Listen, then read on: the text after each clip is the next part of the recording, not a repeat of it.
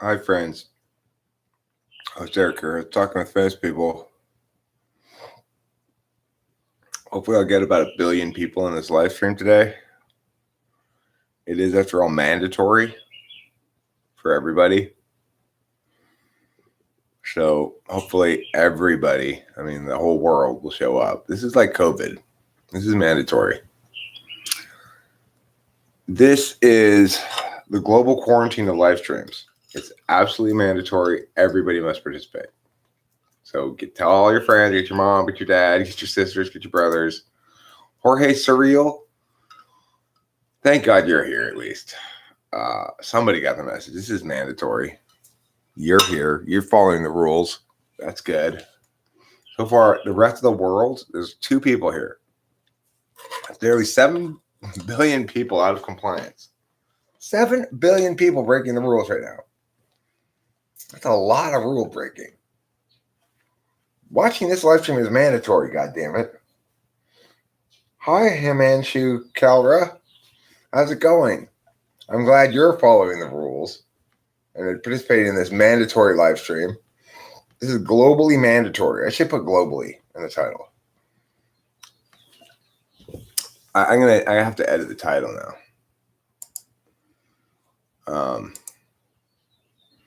So what was interesting yesterday, just to briefly change the subject when we get back to how important this mandatory live stream is.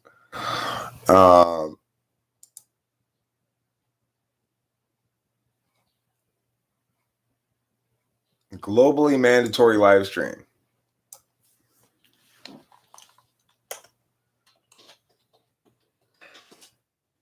Globally mandatory live stream.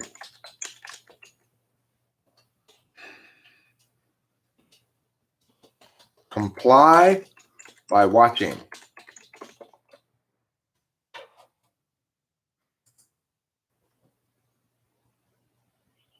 Okay.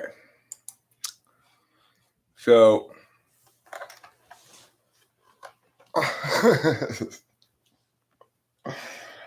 well, be glad you had him on now, Himanshu Kalra, because this one is globally mandatory.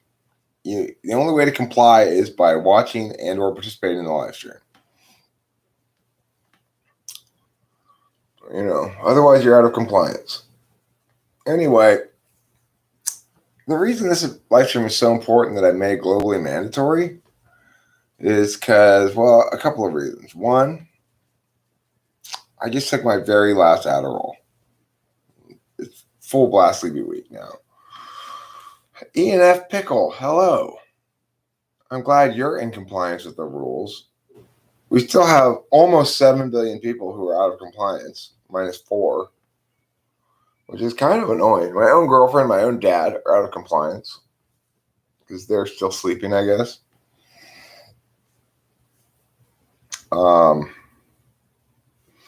Anyhow, this is a mandatory live stream, ENF Pickle. Mandatory. Globally mandatory, like the quarantine. Everyone's required to shelter in place and watch this live stream.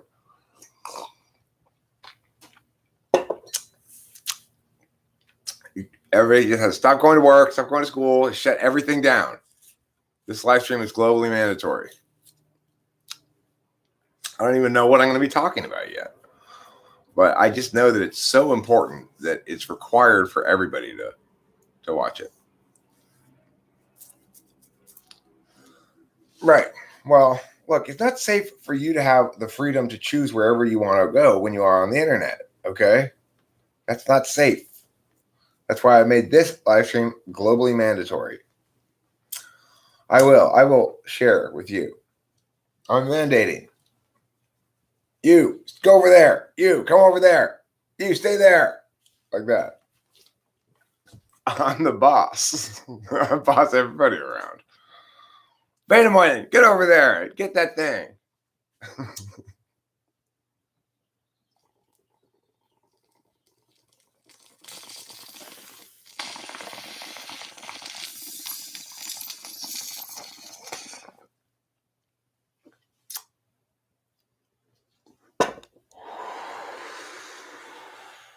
So, while you're here in the chat, please don't stand very close to the other people in the chat. That's how you get diseases. That's how you get diseases. And you're killing people. What you're doing, you're constantly killing people by going out of the house. I can tell this. I can infer this from the signs I'm always seeing that tell me if I stay home, I'm saving lives. Well, if I stay home, if by staying home, I'm saving lives, then surely by leaving the house, I'm killing people.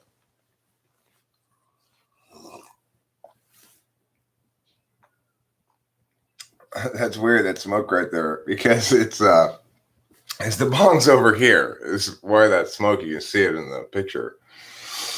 But I was like, where's that smoke coming from? It's because the bong's right next to the camera, but I'm back here.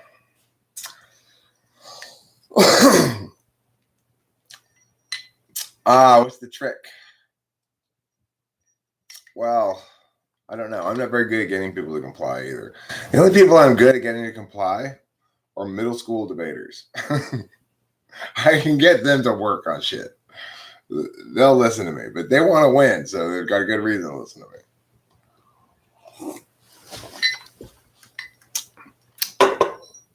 Yeah, I don't like forcing compliance on anybody, really. Even so much so that one of the things in life that I'm more proud of, frankly, than anything is this recent engagement with my clients who play their instruments for the LA Philharmonic. Both of them do, and they've got 2 kids. One of them's an ISTP and one of them's an ENTP. I started working with their ENTP kid, their older kid, their son, and got him winning tournaments pretty quickly. He's talented. He's a great kid. And then they got me working with their girl too, Chloe. She's in 5th grade, and she's an ISTP. But I'm explaining to the parents, and this is the part that I'm proud of, is I have been scolding and lecturing these parents about how they have to respect their kids' polars. Because, as Chinese tiger parents, they want to make their kids into just super beast monster kids, like just crazy accomplished kids or whatever. And they like to wring, the mom especially likes to wring her hands about her daughter, who's an ISTP, not being ideationally active. And I told her, look, your daughter doesn't want to do debate. She doesn't like it because it requires her to think on her feet. And it's just not in her wheelhouse at all. She's good at other kinds of things that she'll be better at, because it works both ways. The mom likes a certain quality of the daughter. She'll say, Mr. Strauss, please make my son more like my daughter in this way. Like, no, he can't do that. He's never going to be like that. He's never going to be organized and singular in his focus and stuff. He's an ENTP. You just got to let him be him. Oh, but please, Mr. Strauss, make our daughter a good debater like you made our son. I can't do that. It's not possible. But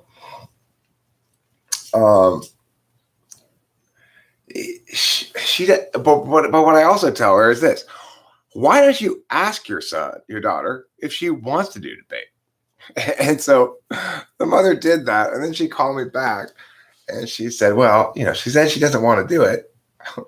She said she doesn't want to do it, but here's why she says that for the wrong reasons, and why she should do it anyway." And I said, listen, you know how your son really likes debate and likes to work with me and stuff like that? We get along great, and he's a much more serious ENTP than me, but still, we understand each other. He's happy that somebody understands him. And what his parents probably didn't realize when they first unleashed me on their children was that their whole attitude towards school and everything has changed. The parents listen to me a lot. It's amazing. Because it's like I'm telling them exactly what they need to hear, which is their kids are fantastic. Their kids are fantastic just the way they are. They're great kids. They don't need to be, forced into something they're not. They don't want to be. They shouldn't be forced into things. So I really I'm happy about my relationship with these particular clients and their kids, and it makes me emotional. I'm kind of super emo right now anyway because it's Sleepy Week, and when I stop taking Adderall and I've got a sleep deficit, then I get kind of emo. Everything makes me cry. But not in a bad way. Not like I'm sad kind of crying, but just like, oh, the beauty of life kind of crying, you know?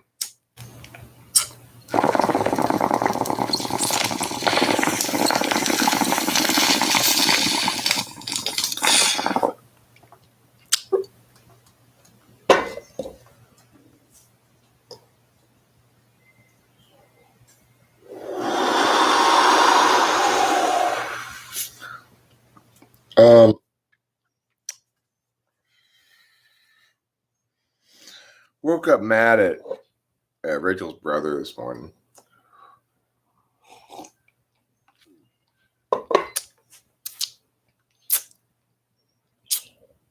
It's not too bad. But it's still, I mean, Sky Gear, if you remember that this live stream is mandatory, globally mandatory, and that for everybody worldwide who's not watching it, they're currently out of compliance and possibly killing people as a consequence. There's important safety information I'm going to be revealing in this. Later on in the stream, when everybody gets here, the whole world gets here, I'm going to be revealing some important safety information that could save lives. So as a consequence, what we can conclude is that by not being here, you're killing people. Where are my cigarettes?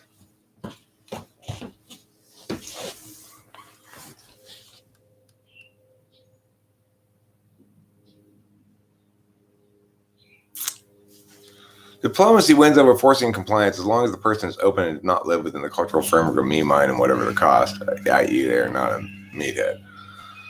I agree that I hate. The thing is, in this instance, this whole COVID shit, the whole global COVID stuff, it really largely was done with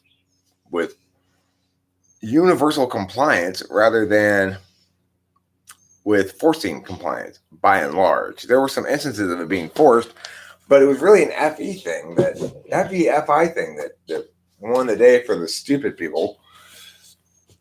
Okay, where are my cigarettes? All right, everybody can stop panicking now. I found them. So just to reiterate, there is going to be an official safety information announcement later in this stream. And that is why I've decided to make this stream globally mandatory, because by watching this stream, you will be, right, exactly, universal compliance instead of universal responsibility. A bunch of enraged ISTP children reported you on personality database. Congratulations, Cloud. Because you typed their favorite ISTP idol as INFJ. Well, you are pretty poor at typing. Sometimes you get it right, though.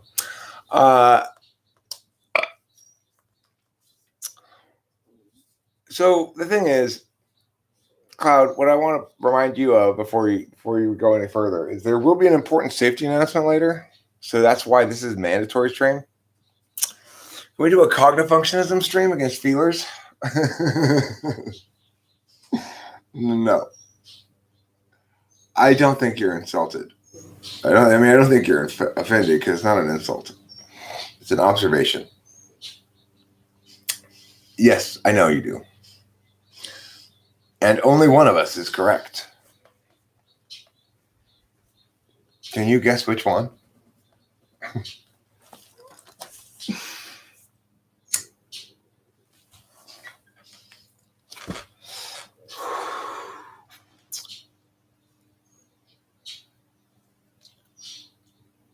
I was just saying, I can understand how if you were running a typing database, and Cloud, you contributed typings for a bunch of people, that would be frustrating because they'd be hit and miss. So yeah, he can be pretty good at typing people. I agree with you, Email Anthrax. I'm not saying he's not sometimes correct. Like with his Naruto typing, it's about half right,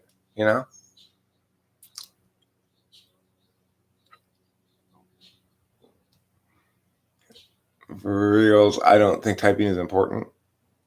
I mean, I don't either, really. It's something that gets talked about a lot here. It's important enough that people pay me $100 to do it for an hour. So I guess that in that sense it's important.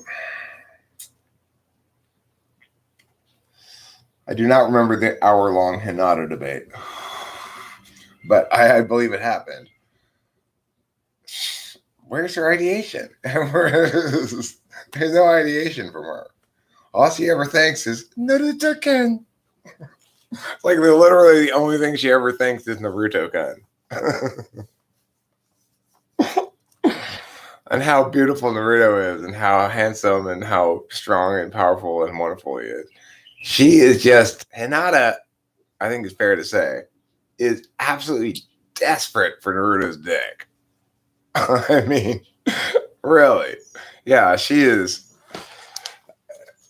She doesn't have a thought in her head that doesn't involve Naruto.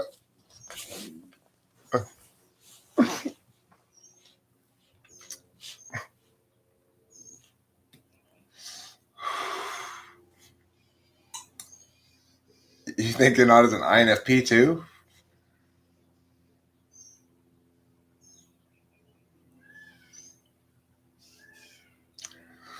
I mean, look, the thing is, I get why you would say maybe she's not an ISFP because of her hesitancy to act, but the point is I mean, if she had any tool function, though, you'd see any tool. We know what that looks like. It's the guy with the lollipop. He's always ideating INFP style, And there's a guy who's an INFP, the guy with the lollipop. Well, look, remember, it's a character in a show, so it's written as it's less three-dimensional than a human being. The point is, regardless, a person will demonstrate their tool function, perhaps as much as they'll even demonstrate their dominant function. So to say that she's an INFP is to ignore the fact that there's not any ideation from her.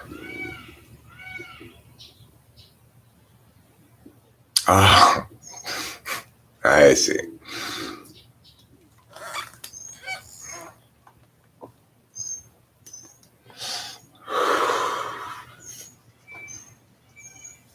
I'll take a chance at Death Note.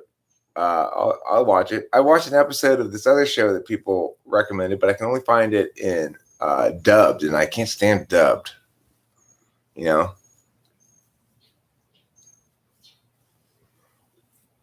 It was called Ruoroni,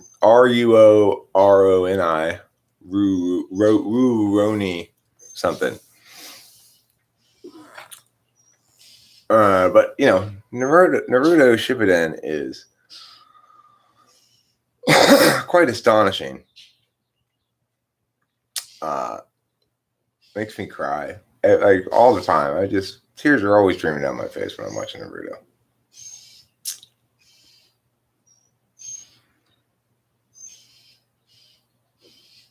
No, I can't watch the dubbed ones. I just can't watch it. It's auditorily wrong. I can tell when I'm watching it how auditorily wrong it is. The Ruoroni one, it's like they use voice actors like for kid shows, but it's not intended to be voice acted like that. It's fucking terrible.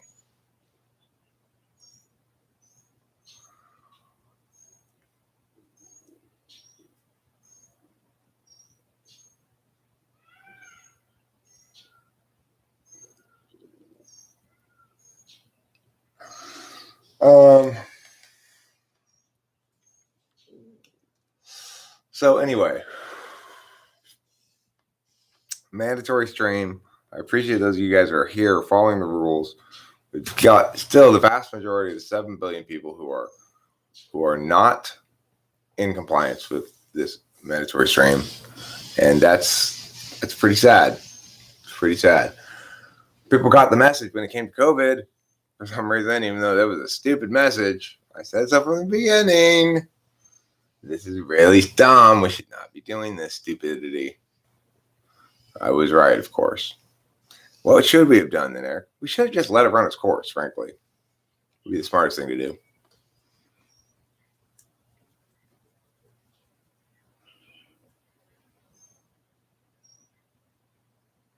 Oh, really?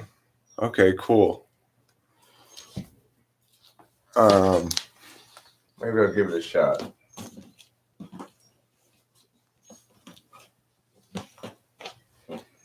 I mean, I am coming into what you might call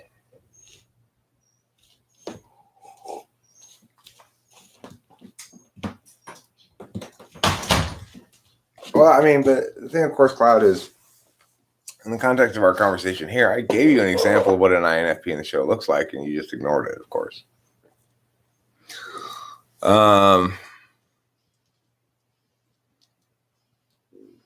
Watching the guy with the lollipop. I forget what his name is, but he's always got a lollipop in his mouth. He's from the Cloud. I think he's from the Raikage's village. Octopops' village. I don't know. That's not his name. He's with the group. Okay, when his little team of people, maybe he's Sand, maybe he's Cloud. I'm not sure, but his little group of people has got the red-haired chick and the blonde chick with the massive knocks. And he's the guy with the lollipop, and he's always worrying about, he's always ideating about, well, what if this would happen? What if that happened? Well, what if this happened? What if this happens? What if this happens? Well, I mean, there's not a lot of obvious INFPs in the show. There's a lot of SE in the show, a lot of NI. Not a lot of NE. And when you do see NE, it's usually NETI. Straight up NE is treated as, it's something that's kind of, I mean, I guess you'd say it's represented more in the villains, like Orochimaru has got plenty of NE. Gar is not an INFP. Gar is an ISTP. I don't want to argue with you. Yeah, Gar is obviously an ISTP. The fact that you think Gar is an INFP, Cloud, is proof that you have no idea what extroverted intuition is. Well, I'll tell you, the thing is about Naruto is Naruto makes you understand why something like hentai exists, because after you get very, very into the show, and it's just like you really start to treat those characters as real people. You really start to think of them as people, and you start thinking, man, I wish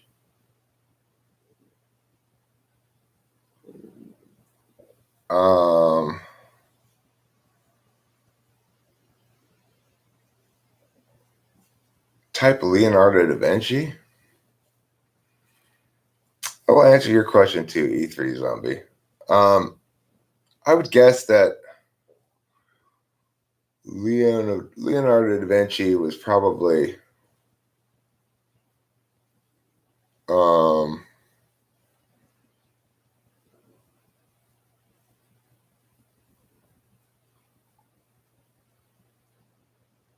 no, it wasn't an ENTP.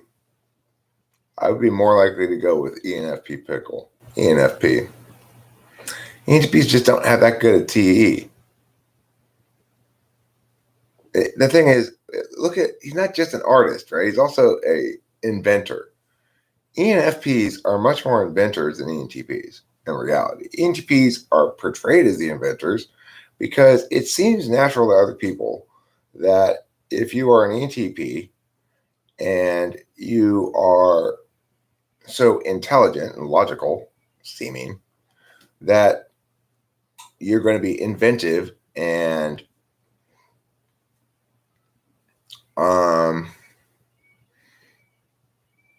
create new physical objects and physical solutions. That's TE. And we can do that. We can be demonstrative in our TE and demonstrate certain things, certain ability to solve problems and such when the world demands it of us. But it's not an area where we're going to direct our attention on our own very often.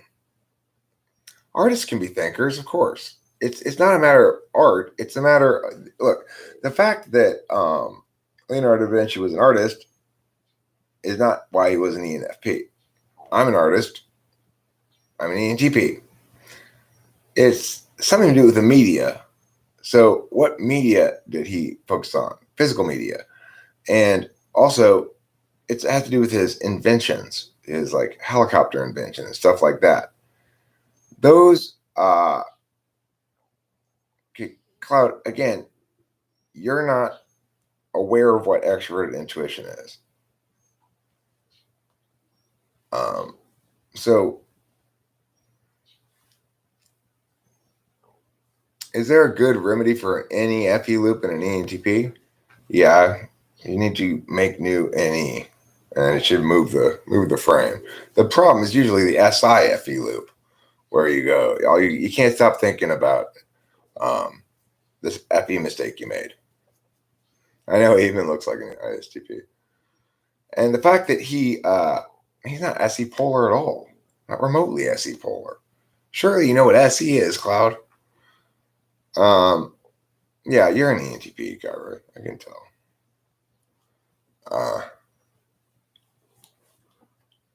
The thing is, ENTPs are likely to be artists, musical artists, writing artists, and tend to be very logical, philosophers, stuff like that.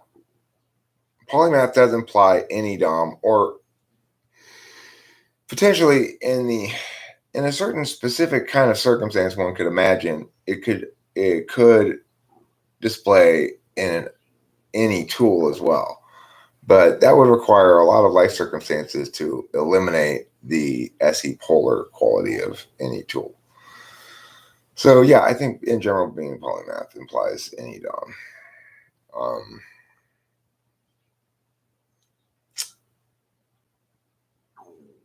But specifically invention, like Rick Sanchez is clearly an ENTP in the show, but that quality of being able to successfully and being interested in directing his free time and attention to TE stuff, inventing stuff, solving problems, attaining outcomes, etc.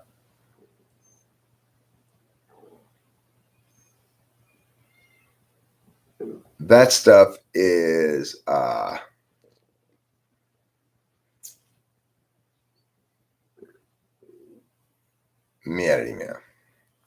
Cloud, that's only if one of the parties is you. It's true that both sides can never make the other see the truth with only words. If one of the parties is you, because you don't understand or apply the distinctions between those matters which ought to be determined via words and the idea of something being conditionally correct but absolutely correct versus things that are not subject to that kind of stuff. You're not making those distinctions, so it's not possible to convince you of anything.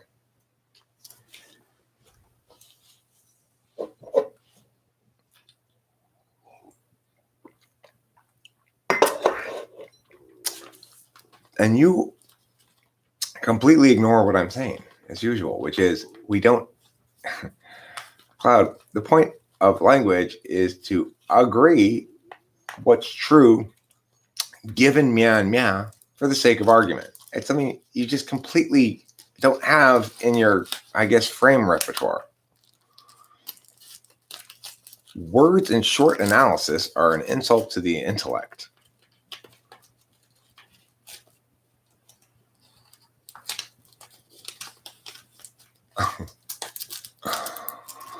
All right, so basically what it says is anytime my words reveal the shortcomings of your position, you will retreat to verbal relativism, in which all words are mush and don't mean anything anyway.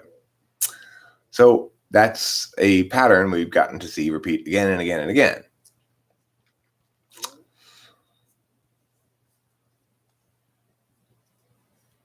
We have this tech, King Krishna Samarpaku. It's called the penis.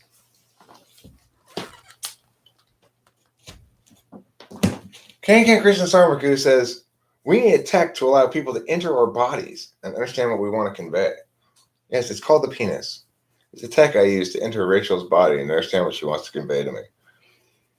And what she wants to convey to me is that she wants my dick. I mean, look, I've been called polymath. I consider myself polymath because I have high levels of skill in multiple areas, but it's still a fairly smallish number of areas. I'm an excellent writer. I'm an excellent musician. I'm an excellent logician and sort of philosopher, but I'm, bad at lots of other stuff.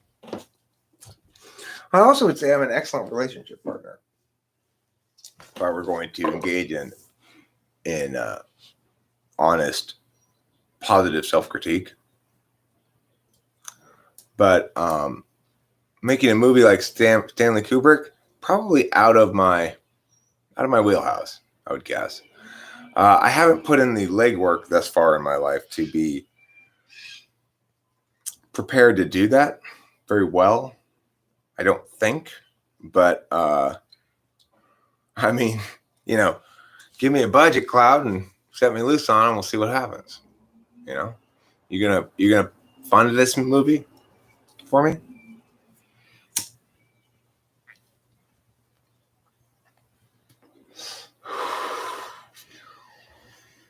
I mean, the thing is, Cloud, one thing about Cloud's sort of general adversarial quality is he points out a lot of things that I end up taking more seriously than I might have at first. So what he's driving at here is I really need to incorporate more visual stuff into my videos if I want to be more successful.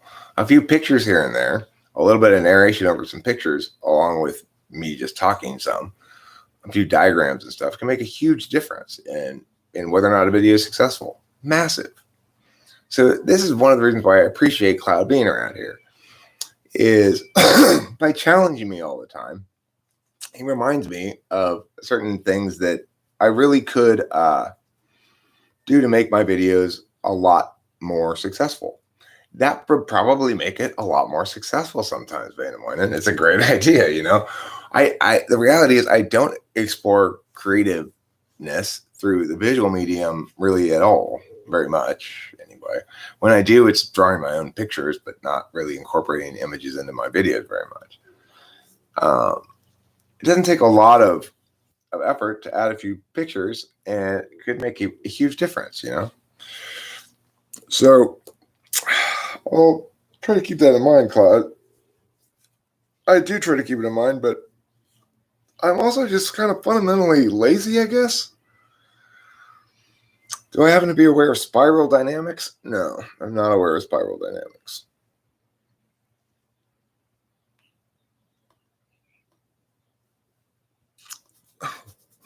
How did I fail miserably to see the point, Cloud? I just talked about a good point that you had.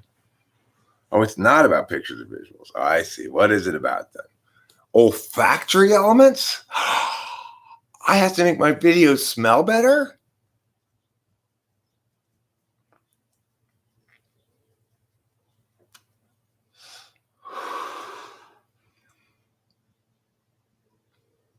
It's a model of human psychological development. I should check it out.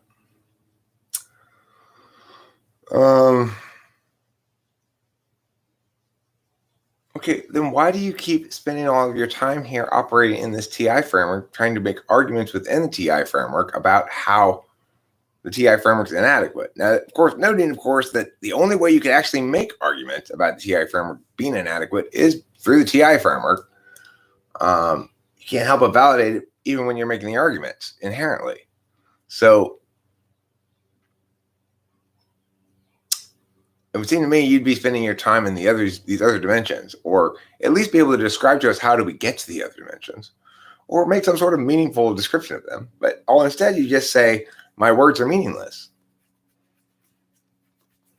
If you're just going to come in here and say words and then follow that up immediately by saying, my words are meaningless. Now, no, of course, you're trying to say your words are meaningless to me and everybody else.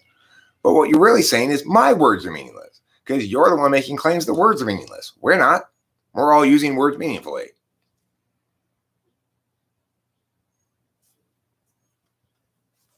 Do you see what I'm saying, Cloud? So you come here and you just say over and over again, my words are meaningless. My words are meaningless. Why do you say that over and over again?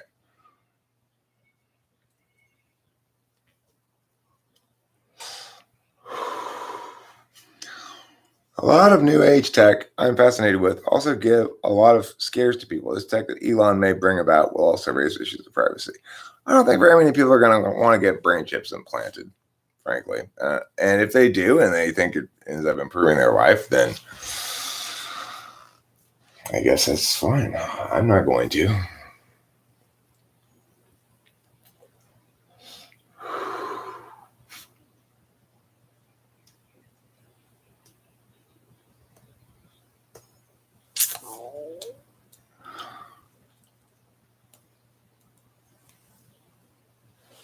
Spiral dynamics is more about development of cultural values on both micro and macro level. This, of course, includes, personal development.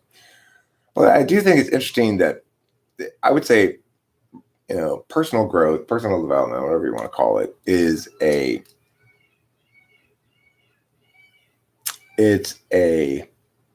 an app basically that people either install and run or don't.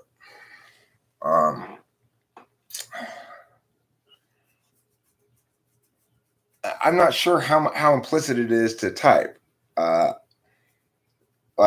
think that I would tend to think that intuitives are more likely to want to do the self-growth stuff because it involves a lot more meaning machine around, meaning playing, meaning making, etc. But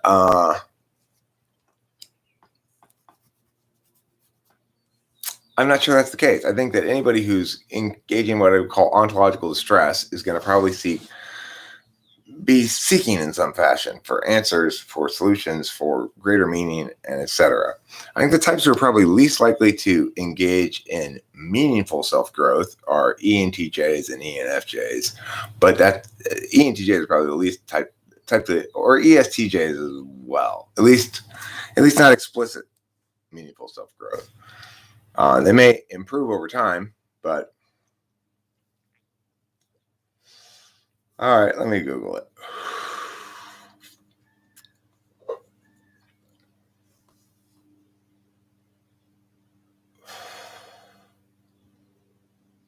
I preserved my DNA by creating a child. I have a daughter walking around. And hilariously, she's smoking hot. I never would have guessed. I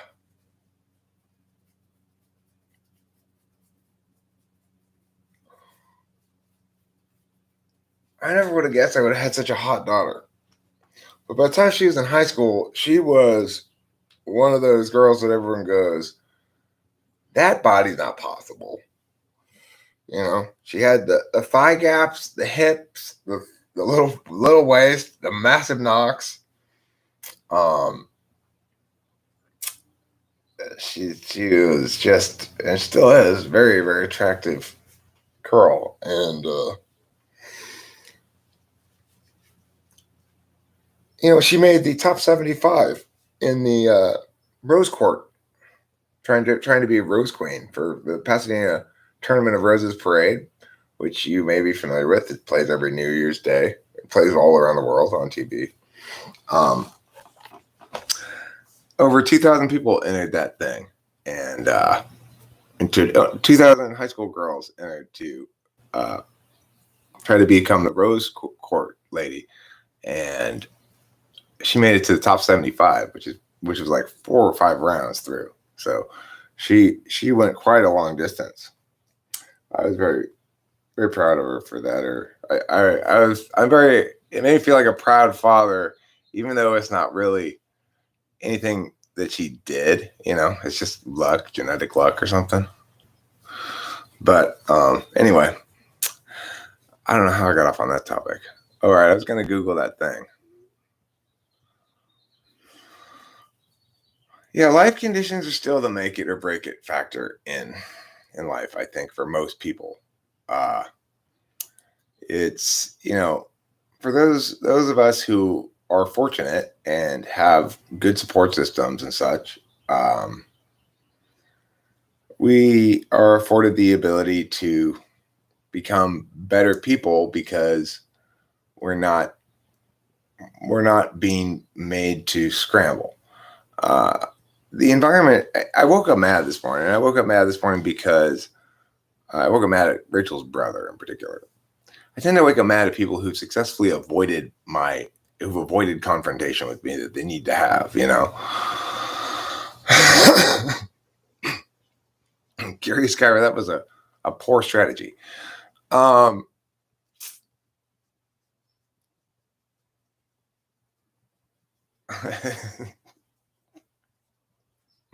You think it worked, but you can't really see anymore, so it's hard to tell whether you're shooting lasers out of your eyes or not.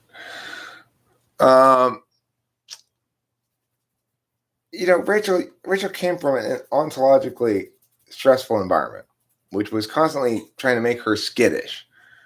Essentially, not wanting. There's at least one, probably two, what you might call narcissists in the family who just basically are looking to control other people and do nasty shit to them. Like,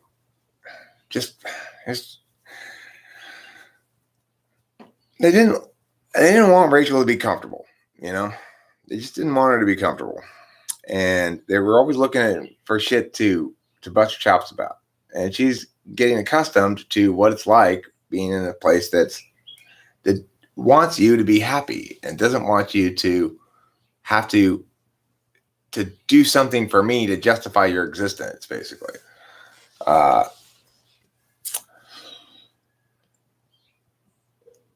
Anyway, I woke up mad at her brother because he managed to avoid having a conversation with me at a time when he really needed to have a conversation with me, because he knew that he didn't want to defend his behavior. He didn't want to defend his own bad behavior. He was going to have to. He talked to me.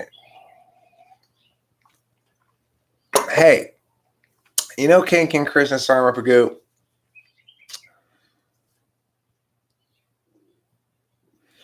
Everybody apparently has one of three outs in life. That if they, like, pretty much everybody has this thing that King Krishna Sarmapagu just said. If life gets too tough, I can always just, okay, and the three.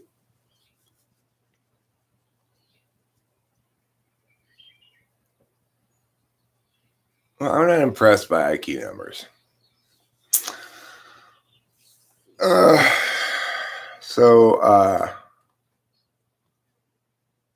I just am not. I don't like the idea of attributing to people things that are attributes that instead should be thought of as instances. Like, people have instances of high intelligence or low intelligence. They have moments of genius and moments of stupidity. Everybody does.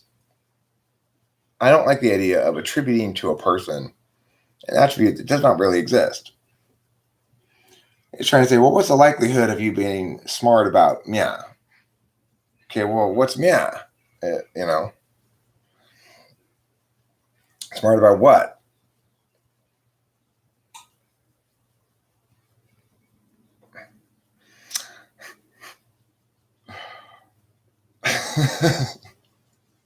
Anyway, there's three basic categories of answer to if life gets too tough. Number one, kill yourself, which I'm just reporting these three things. I'm not advocating any of them at all. Number 2, kill somebody else. Or number 3, go crazy in a way that forces society to deal with you.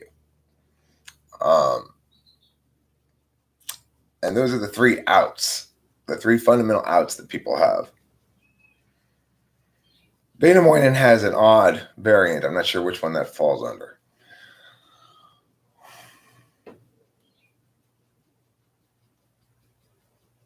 But if the first thing it said anywhere about it is the IQ of its creator, it may suggest that it doesn't have as much value as people believe.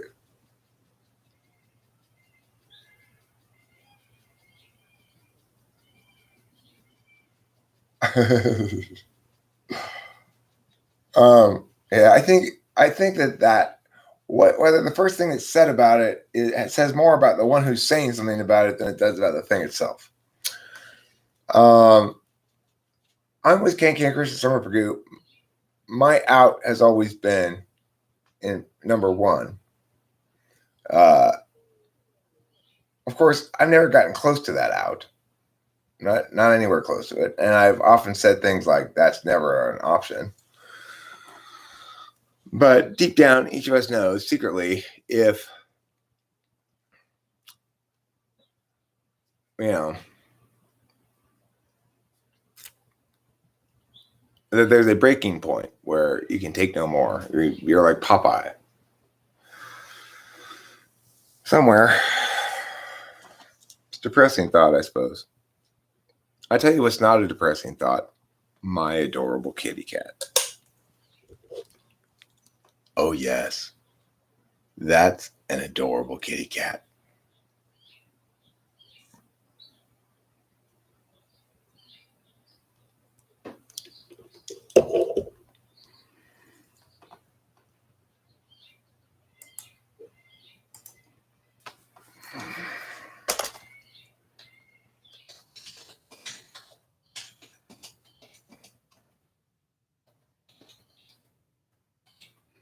Spiral theory of cognitive development.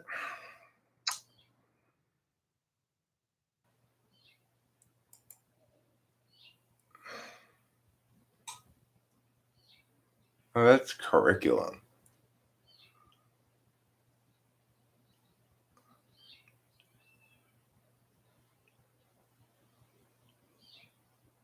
All right, so this is such a wrong thesis. We begin with the hypothesis that any subject can be taught in some intellectually honest form to any child at any stage of development. That's garbage.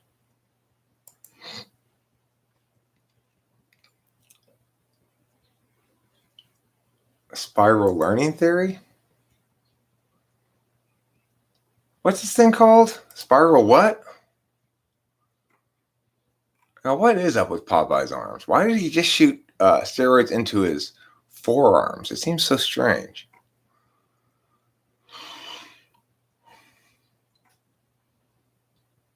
Cognitive theoretic model of the universe. I probably agree with it just based on the title of it. Cat Mew. It's the first simulation theory of the relationship between mind and reality.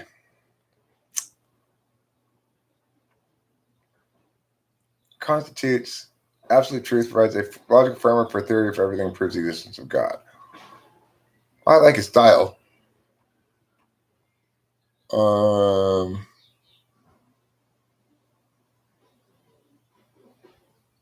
Prominent among the schools of epistemology, the axiomatic method, scientific method. The axiomatic method derives theorems from axioms, but if different axioms are chosen, the contrary theorems can be obtained. Scientific method infers loss. In other words, things are established as true for the sake of argumentation. Scientific method infers laws from observation. Future observation can break those laws. All knowledge is relative to axioms, which may or may not characterize reality, or true observations which give only a partial view of the world. CTMU is an attempt to circumvent these limitations and achieve absolute knowledge. What I mean by absolute is you can't relativize your way out of it by changing the context. Finding it in error equates to destroying your own basis for inference. These criteria are built into the theory from the ground up using some very effective, as say, ironclad techniques. Logically, there's no way out. See how this could work. Consider the concept of logical tautology. In a two-valued logic, a tautology is a statement that is true under every assignment of true and false to the variable within it. A or not A. All meaningful theories confirmed. Yeah, it's true. It's what I said before about being circular in the correct fashion. Like I said this the other night, and I ended a live stream with it, and somebody said, "Wait, explain what you mean." This is what I mean: circular in the correct fashion, which is to say, all TI's kind of logic is basically circular. It's all definitionally constrained. So if you were to unwrap all the definitions of everything, it would just be a big circular argument. And that's what he's saying here when he's saying that it's when he says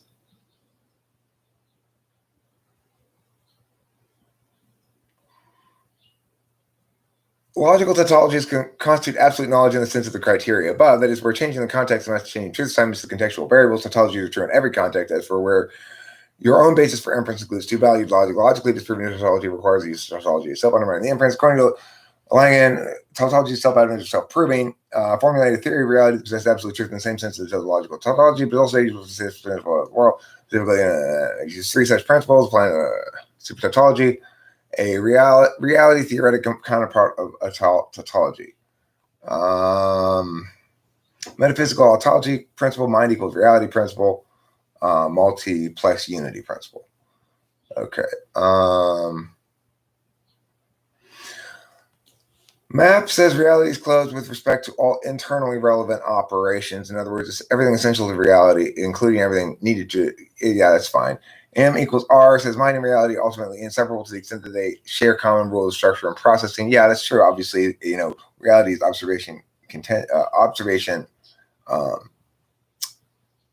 it supervenes upon observation, and vice versa. It's biconditional. MU says that reality is consistent by virtue of mutually inclusive relationship of itself, unity, and contents, multiplicity. Each part of reality contains a description of the whole. As above, so below. Yeah, that's all fine. It's all correct, but I don't think it's particularly insightful. Yeah, that's all stuff I'm already saying. It's correct as far as I can tell, but like I said, not particularly insightful. It's like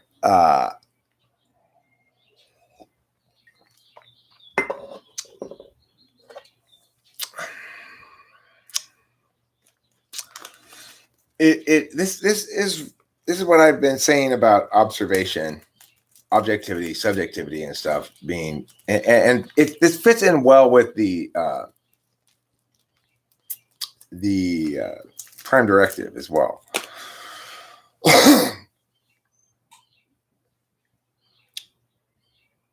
And the thing that it doesn't do is it doesn't draw a clear distinction. It doesn't make an adequately clear distinction, I don't think, between what comprises physical reality and metaphysical reality. That there are two frames within the overarching frame of reality. And if you're, it's like the reason that there are these apparently opposing and neither of them what I call relatively absolute and absolutely relative in terms of basically TETI frames. Or what you might call universalist particularist frames, or what you might call utilitarian or principle frames. Utilitarian being particularist and principle being universalist. So the distinction between universal and particular is what this guy is trying to articulate about. But he comes at it from an odd direction. He comes at it from a philosophy direction. Like, okay, well, let's go in. Let's use these basic tools of philosophy. I would say cognitive functions subsumes philosophy in a way that makes it appealing to me.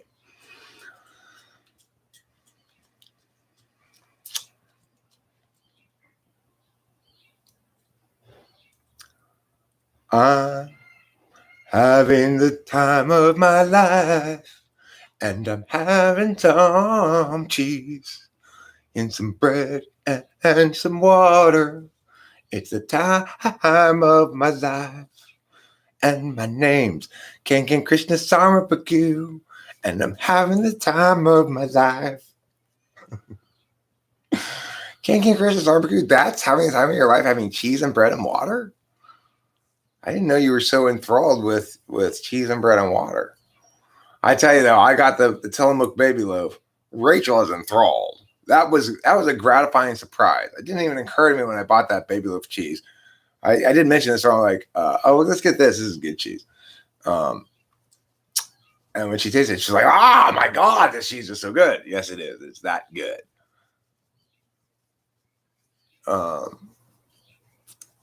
I'm still having the time of my, if I'm still having the time of my life, you are still having the time of your life. And someone pulled the plug, I still wouldn't mind. If I had a consciousness after my rationale would be, well, it's okay. I have to go one day anyway. And I'm having the time of my life. My name's Ken Krishna Sarmapagu. And I'm having the time of my life. Okay. Listen, Nikolai Shea, stop pulling the plug on Ken Krishna Sarmapagu. Hi, Dark Phoenix. How's it going? Are you having the time of your life as well? Ken Krishna Sarmapagu is having the time of her life. Nicolay Shea is once, twice, 3 times a lady. And Martin L is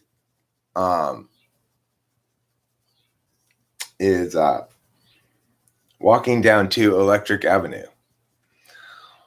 So now that we all know what we're doing, I'm doing fine. I'm doing well. I'm doing fine. I'm doing swell. This is a mandatory live stream, so I'm glad you made it. Otherwise, you'd be out of compliance. It's globally mandatory, but there's still only like 12 people here, 11 people. So I don't know. A lot of people are going to be getting tickets in the mail. Oh, you're not a lady, you're a woman? I believe that the correct term is a woper child, Nicolay Shea. I don't want to call you a woman because that has the word man in it. So I would call you a woe person, but that has the word son in it. So I'm going to call you a woper child. That's the only correct way to refer to females. To all the woper children here, I'd just like to express my apologies for all those years of patriarchy. That was my bad. That was me and my penis getting out of hand. Sorry about that. Sorry about all the patriarchy. Sorry about the objectification and the misogyny and all that stuff. My penis was doing the talking. But from now on, I'm going to refer to you as woper children, just like you want.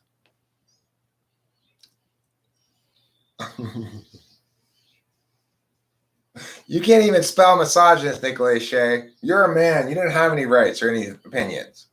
Okay, you can't talk about women. I mean, woper children.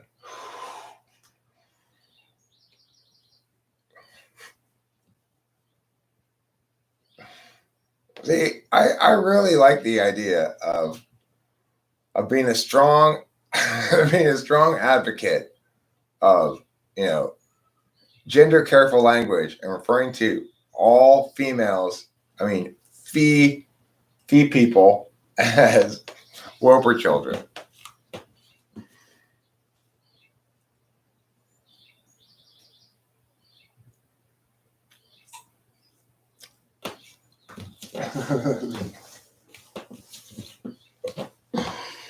Well, I'm mansplaining again, aren't I?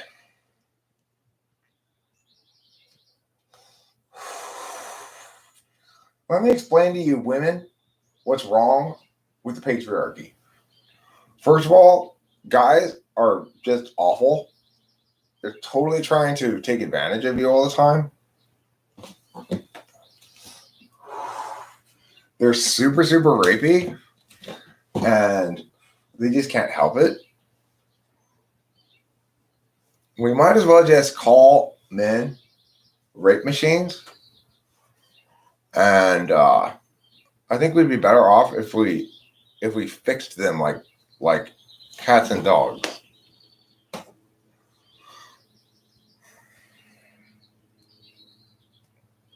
Yes, I have become a feminist, a real feminist.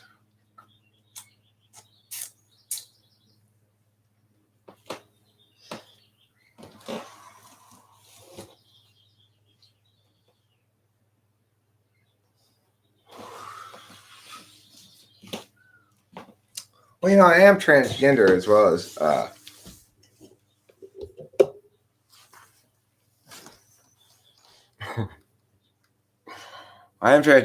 transracial and transageal. My gender goes from manly to super manly and back again.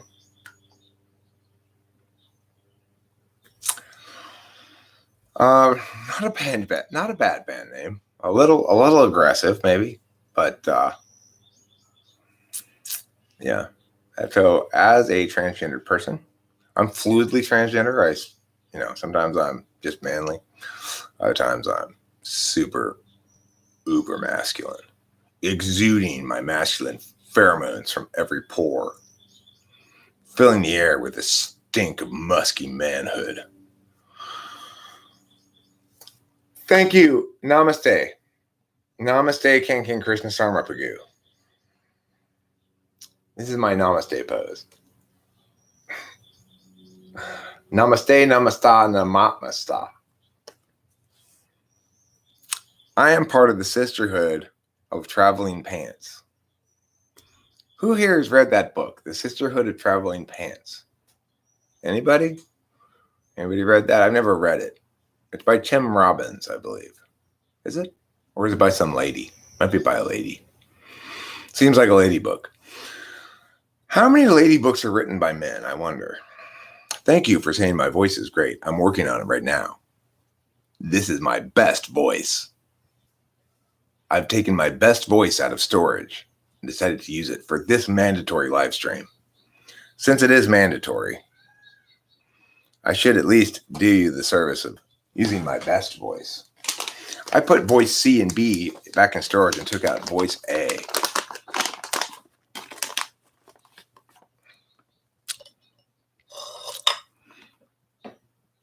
And I'm going to use it right now to sing a song. Look at me. I'm as helpless as a kitten up a tree. Or it might be the sound of your hello. The music I hear, I get misty the moment you're near. Walk my way, and 1,000 violins begin to play. And I feel like I'm walking on a cloud. I can't understand, I get misty just holding your hand. You can say that you're leading me on, but it's just what I want you to do. Don't you notice how hopelessly I'm lost? That is why I'm following you. Oh, mama, as I wander through this wonderland alone, never knowing my right foot from my left, my hat from my glove, I'm too misty and too much in love.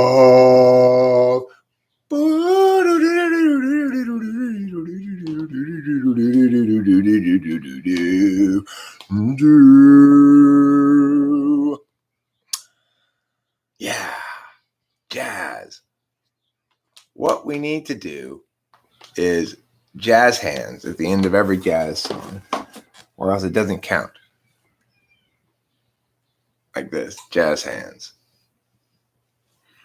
See, there I was just being manly. If I'd been super manly, I would have sung a Rage Against the Machine song, because they're super manly. Rage Against the Machine is like masculinity on a record album. They're constantly raging against machines. High five. Is that what that is? High five? Are you looking for women? Betamoin's looking for women. I like I like that that straightforward pictographic expression of directionality. Time for a wrong bip. So I was pleased last night. Yesterday when I uploaded this video called NITI Frank James and INFJs,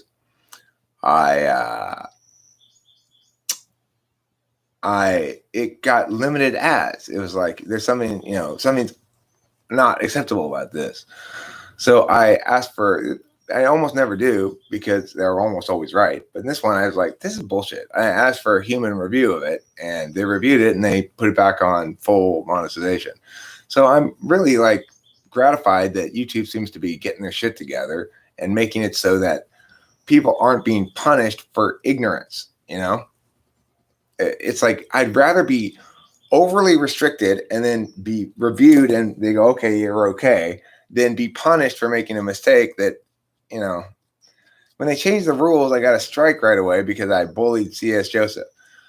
Granted, that video, based on the new rules, comprised unacceptable video. So, okay, I got a warning for that. But yeah, I know, Dark Phoenix. I know. Thank you for saying so, though. I appreciate it.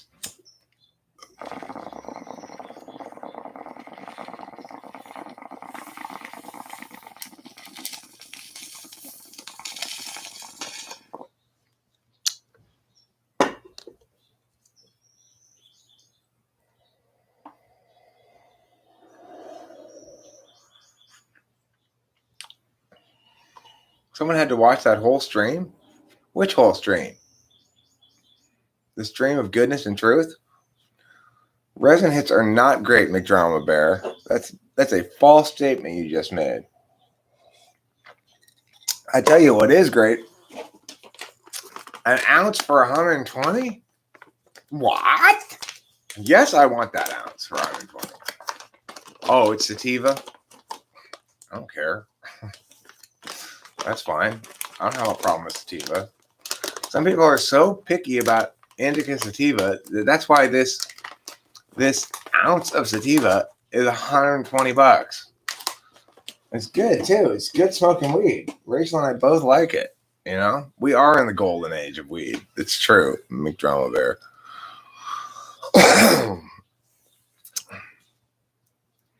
So anyway, who's your mother's father's daughter's great granduncle's fifth cousin's dog's best friend's last person seen's dog owners? It is. It's Skygear. It's Skygear, the eternal promiscuous tool of extroverted intuition, Newbury. Is that manure? This weed? No, it's good, actually. It smells good. It's not bad at all.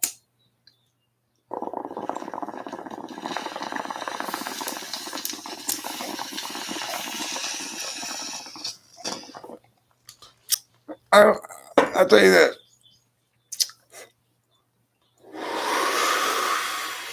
I am not going anywhere but to the herbarium anymore.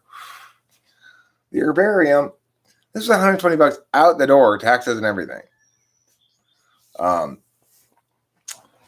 They also had Venom OG for $100 an ounce, which probably out the door was also about 120, 125 or something. Herbarium is the place to go. They've got the best deals. If you're going to smoke a lot of weed, like me and Rachel smoke a lot of weed, you got to find I should have gotten that one. It was the dog's best friend, of course.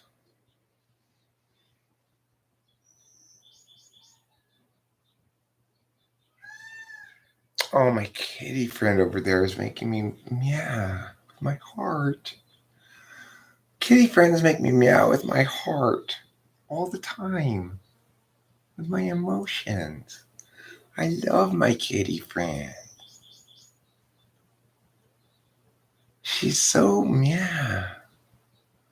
I love her with my heart. She's such a good kitty. No, she's got food. She's just sleeping. She's just there looking adorable. I just can't help but just.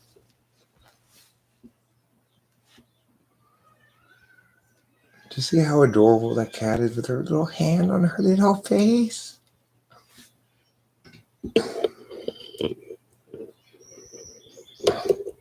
It's just too adorable to stand, you know?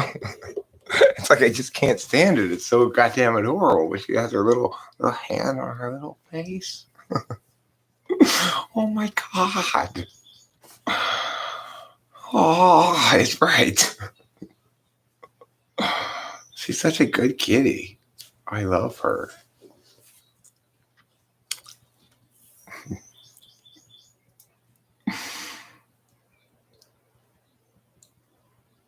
Hambone gets the NFL award. Good job. I'm glad, Hambone. I'm glad somebody's obeying the mandatory. Oh no, I got my man card revoked. All right.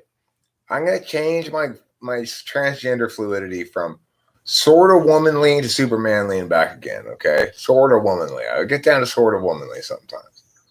That's what happened here. Trouble's here. Trouble's here, and you know what he's going to be doing. What do you think he's going to be causing? It's not the absence of trouble. It's trouble. That's why he's named Trouble, because here comes trouble. All right, Trouble. I'll get you some food. Bad kitty. He's a bad kitty sometimes. But you know what? He seems to be getting along better with Pee-Pee. Yeah, I should. I should punch a wall and talk about sports. That'll up my manhood by a lot.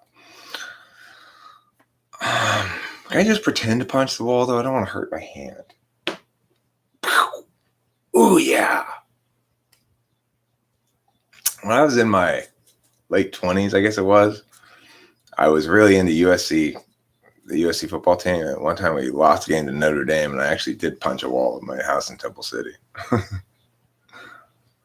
I was upset. I was probably drinking. Anyway, that's a sort of childish displays of masculinity that I've outgrown because I'm mature now. You know, a lot of people sometimes like to say that I'm immature. Not true. I'm very, very mature. Okay? I've become very mature now. I'm mature like a ripe fruit on a tree. Juicy and mature. I don't have a fire. And my pipe has water in it. Matsu. What does that mean? What does that mean? Matsuoorr. How do I train to become a master? At least one action function. There's no way in how it's going to be SE.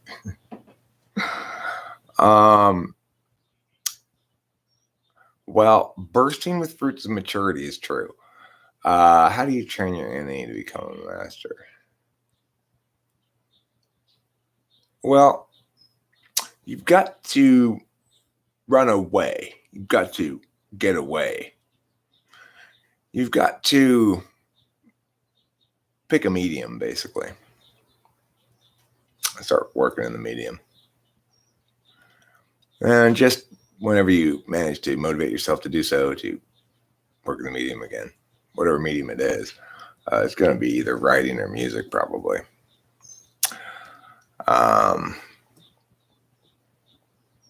Might be coding or something like that, in theory. But yes, it's true. The boughs of my tree are bursting with the fruits of maturity.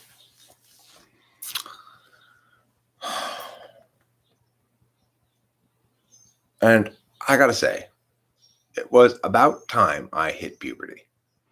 Because I have been prepubescent for about 46 years until 3 years ago, finally, I became a man.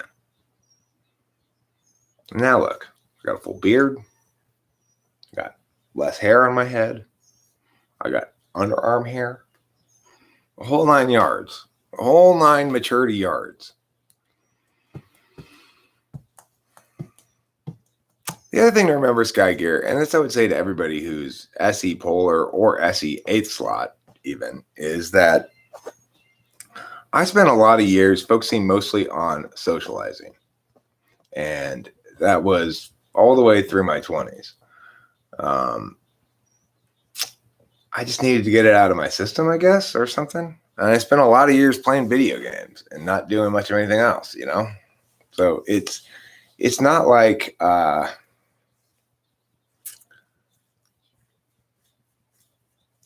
it's not like I've always been so prolific in my ideation.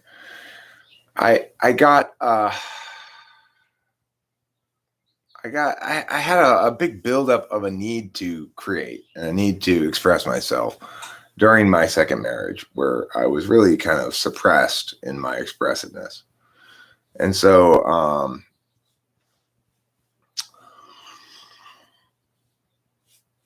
you know, eventually you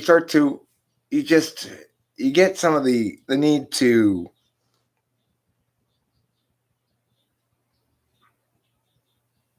play out of the system, I guess.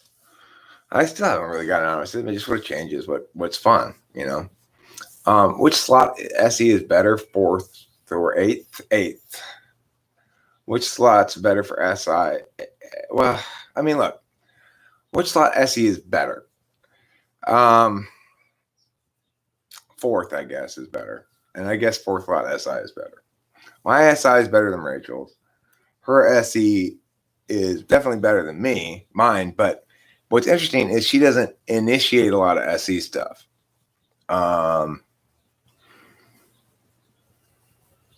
Is talking out your ideas to be able to think about them better and that's something ENTPs generally need to do. INTPs may find it useful, but don't find it as necessary.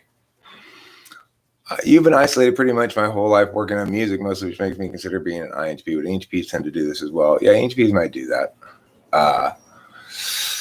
The thing is, I also spent a lot of time not very socially engaged and hurting for want of that. I spent a lot of time, you know, trying to crush the parts of myself that wanted FE, for example, and telling myself that that was wrong and bad of me to want, and that I needed to be a different human being, basically. And, you know, it's like, almost everybody I talk to is younger than I am on YouTube. And so, one of the things I want to impress upon those who are younger than me is that they're much more well-positioned to be ontologically well in the current environment than I was when I came of age way back when. The internet ended up, you know, changing my life basically in my 40s. Now, I had quite a internet presence in the early 2000s as well, but I never experienced it like a community like I do on YouTube. And that's really what I needed. I never experienced, I was trying to be the platform as well as the content producer, and it just didn't work as well. But I had 2 periods of high productivity in my life. The last 6 or 7 years, however long it's been, since I've been doing this YouTube channel, which has been the most happy. This has been the happiest, most prolific, productive, and generally engaged period of my life by a large margin. In the early 2000s, for about 4 or 5 years, I was running Pop Goes Lethal, which, you know, was another kind of spewing of ideation thing.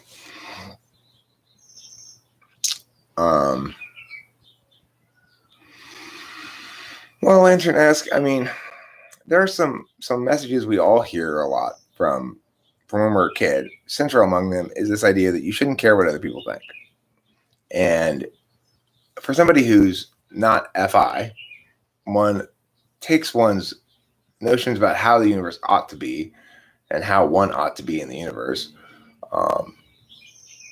from these kind of messages that one internalizes.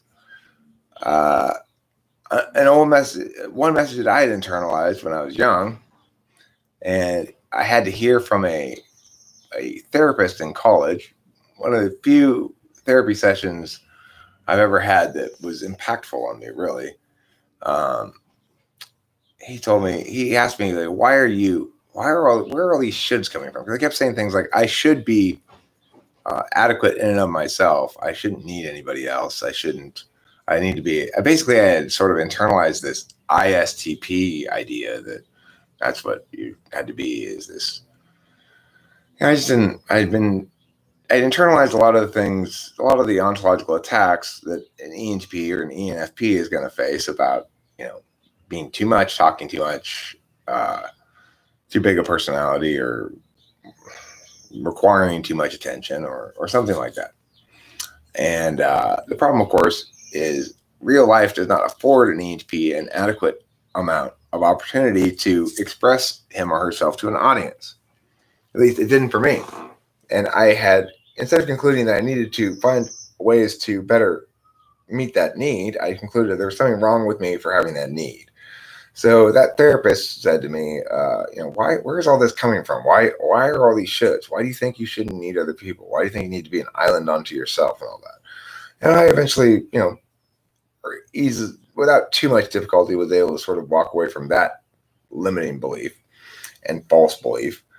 But I retained others, and among them were this notion that you shouldn't care so much about what other people think. Well, of course I care what other people think. I care about it immensely. It's my third slot function. That doesn't mean that I have to manifest the worst manifestations of that, some of which are, in fact, definitely undesirable. You don't want to care so much about what other people think that you forsake who you are. And that's what that expression should say. Don't care so much about what other people think that you forsake who you are. It's good advice.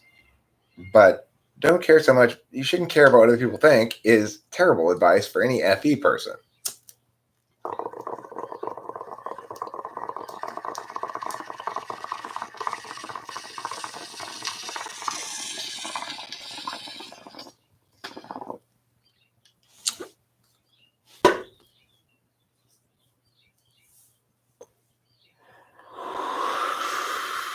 Bye, KKSP. You're good. You can leave. You've met the mandatory requirement. There's still well over 6 billion people out there who have not met the mandatory requirement on today's live stream, which is globally mandatory, and practically nobody's here. I'm gonna make an important safety announcement later in the live stream that's gonna justify my making it mandatory. Because remember, if you don't hear that safety announcement, you could be costing people lives. All right, our goal is to constantly save lives.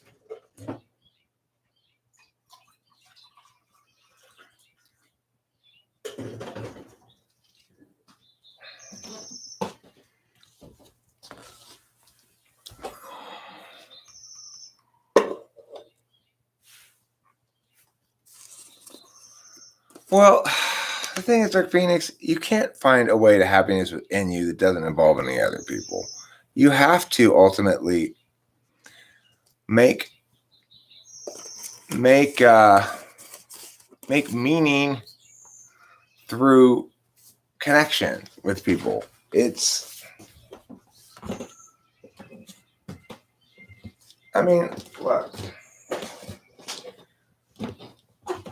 I'd like to think, Eileen, that you're better off here hanging out with us than you are by yourself most of the time.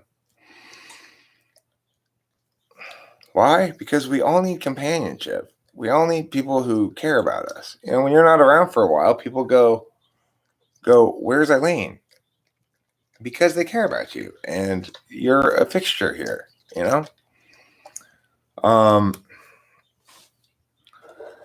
It's not the same thing as having a community of living people in your vicinity, but I'm not sure that's really possible for intuitives.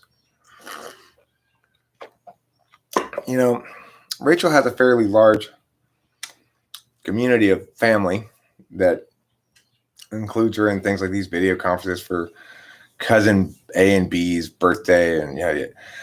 And frankly, she finds it torturous. It's nothing. Well, yeah, though I have positioned snipers to prevent you guys from taking a break, as you call it, but I know what you're trying to do. You're trying to get away.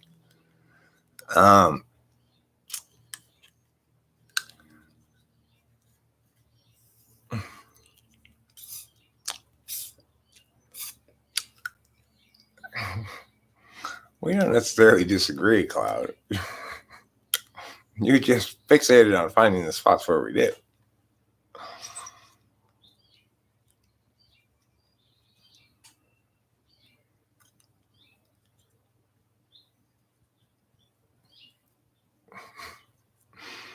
Yeah.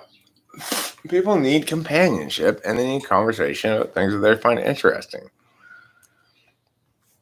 The only companionship you have is companionship that's not really well suited to you. You'll still seek out that companionship periodically because it's better than nothing. People need other human beings. They need. It's just like. Dark Phoenix, will you stop with that stuff? This is the weirdest thing that's ever happened to me by far. It's like. I mean, it's like this is not my life at all. Okay, there's in no fucking sane world, or is there a group of women who think I'm attractive and are like, it's when the fuck did that happen? It's ridiculous. The power of YouTube, I guess. I am not somebody who's ever been sought after by women. Never.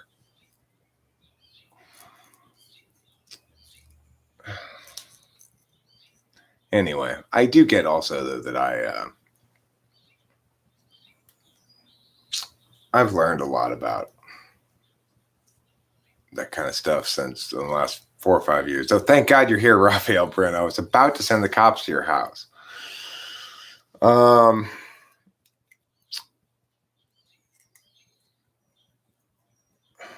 mean, I get the whole dating thing now and everything, and women thing. And it's just all a big tragedy, frankly. It's like, I'm so happy to not be involved in any kind of dating. Skater my wood, you're checked off, okay? Yeah, well, it is mandatory, Irrational Skeptic. It is mandatory because I'll tell you why. I haven't said the safety message yet. I'm 49, Cloud. So here's the safety message. We have a safety message. This is why it's mandatory. It's mandatory because if you don't hear the safety message, there's a chance that your life could be at risk. So basically, attending this live stream is saving lives, and not attending to this live stream, therefore, is killing people. The safety message is as follows. Avoid cold water for too long a period of time. It can be a watery grave. Now, here's the song to help you remember about watching out for cold water, okay? Cold water, it's a watery grave. Okay, I'll sing it again in a little bit to remind you. But the message here is don't overestimate your own body's capacity to swim or play in cold water. Cold water can quickly lead to hypothermia and death. Oh, a cyclone just hit you. Okay, well, is it a cyclone made out of cold water or warm water? Because right now we're talking specifically about the risks of cold water. And to remind you all in a way that hopefully will be more memorable, you can sing it to yourself throughout the day to remind yourself of this. Cold water, it's a watery grave. Cloud, you and I are. Cloud and I are frenemies with benefits. It's true. All right. Can Krishna Sarmapagu rocking the electricity. Nice. You're going to need that electricity to remain in compliance with this mandatory live stream. When we talk more about the risks of cold water and how it can shut the body down faster than you think. Okay. Also, let's say you're one of those people who in the morning you take a hot shower and then at the end of it, you like to blast yourself with cold water. Don't do that. It can cause a shock to the system, causing cardiac arrest and falling over in the shower. Cold water, it's a watery grave. Now, let's say you are ice fishing at the lake and you have dropped your hat into the lake. The lake is covered with ice, but you've made a hole big enough for your hat to fall into. Should you jump into that hole to retrieve your hat? Question number 1 on the cold water safety multiple choice test. True or false? You should jump into the hole to retrieve your hat while ice fishing if your hat falls into the ice hole. True or false? I'm waiting for somebody to give an answer. I don't want to give away the answer. True or false? You should jump into the ice-covered lake to retrieve your hat. No, false, Waldo, false. That's how people die. That's how people die from cold water. Correct. Don't jump in the water. It's wet. It's full of water and it's cold. You know it's cold because it's covered with ice. Covered with ice. Okay. So what's one useful tip you can do to see if water is cold? Look with your eyes and see, is this water covered with ice? If it is, chances are, high likelihood, you've got some cold water. And remember, cold water, it's a watery grave. Okay, so today I am saving lives. Okay, I'll give you another question. It's a hot sunny day in the summertime, and you are going to the neighborhood public swimming pool. It's been hot for about 3 weeks. Now, what is the likelihood that the water in the swimming pool is too cold to swim in? A, very likely. B, not so likely. D, unlikely. Or C, sort of likely. What's the answer?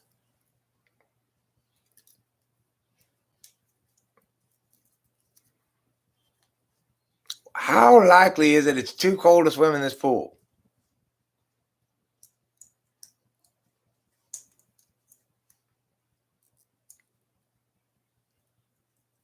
No. E, trick question. You don't know. If somebody put a bunch of ice cubes in it, it could be cold. You've got to look. Check for ice cubes is the answer. E. You didn't get to hear the answer because you wouldn't have thought of it. You haven't taken the class yet. You haven't taken my cold water symposium. I'm offering a cold water symposium course that I'm requiring all of you to take. It costs $12,000.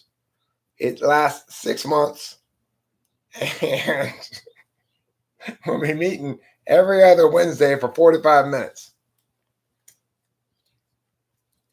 There'll be a lot of homework. You're going to touch a lot of water during this class. It's going to be like, cold, no. Warm, no. It'll be so wrong at first, but at the end of the class, it'll be like, cold, yes. Very cold, yes. That's the difference between you now and you at the end of this class.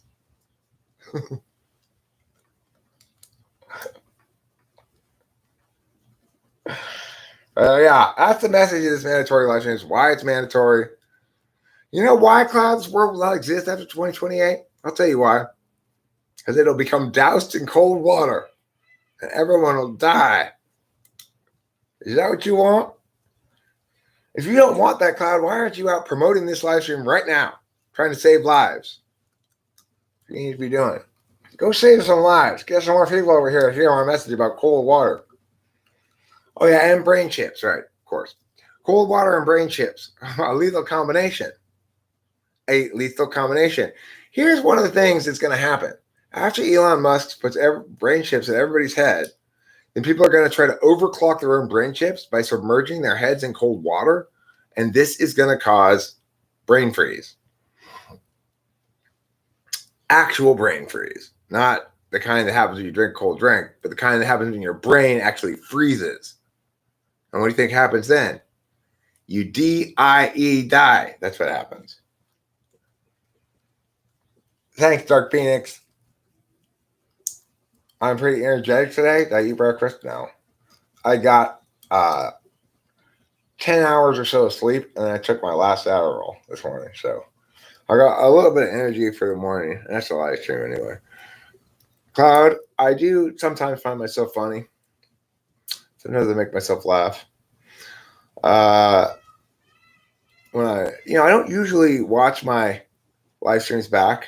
When I do, some of them are good, some of them are funny, some of them are not so funny. Some of them are just not me not trying to be funny. It depends on my mood, really. When I'm on, yeah. When I'm in the right mood and I'm making good jokes, yeah, I find myself funny. You debated an ESFP guy today about sex and culture. What a weasel. Sorry to hear that.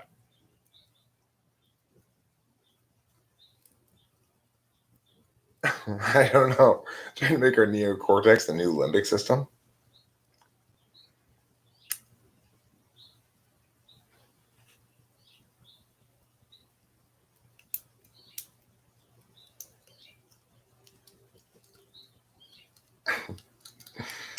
Yeah, it's comments like that make me go that make me totally understand when Sky Gear or whoever it is says Cloud's got to be an ENTP faking this shit.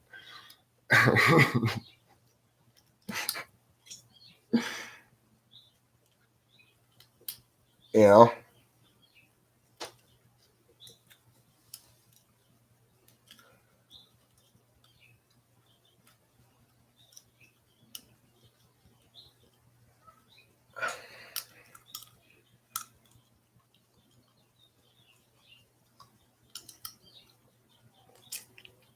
Thanks, Eileen.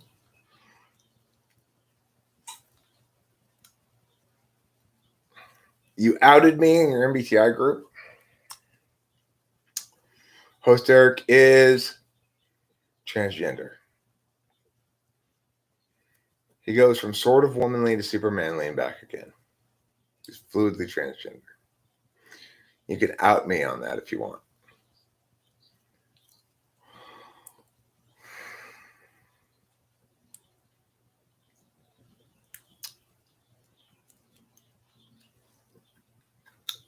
People should treat their bodies with respect. That's true. But I understand the idea of look, I'm also a bit of a moralist regarding sexual intercourse. And I think it's unfortunate that that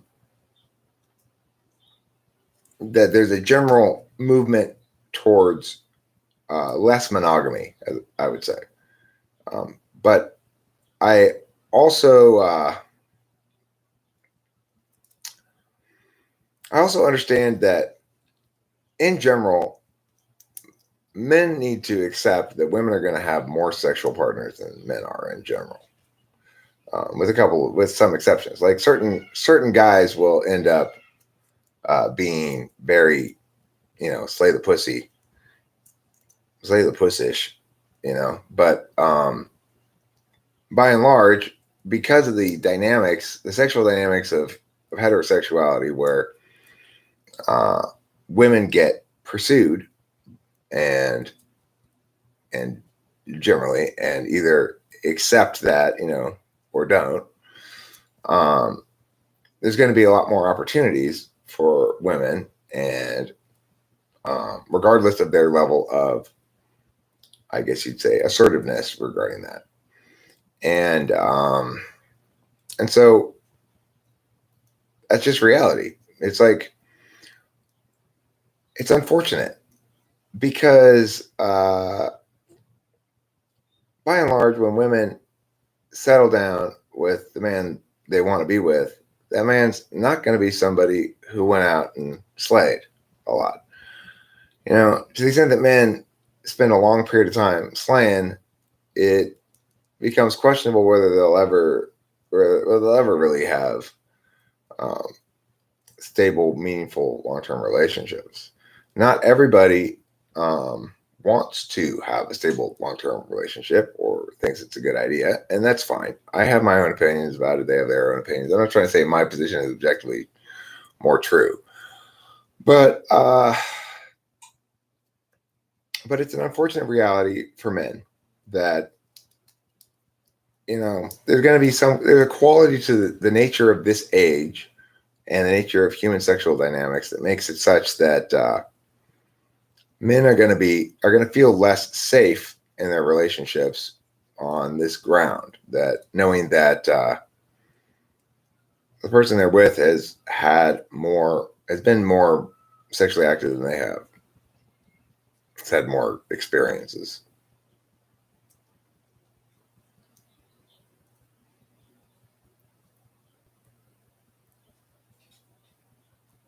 I'm not okay with a promiscuous culture.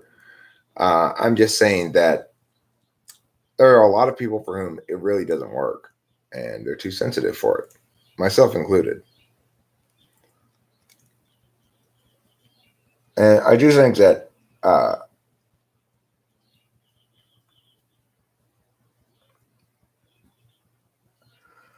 that debauchery ought to be constrained somewhat, or is constrained. That people who are on a good path for themselves and their own well-being and spiritual health contain the amount of debauchery they engage in.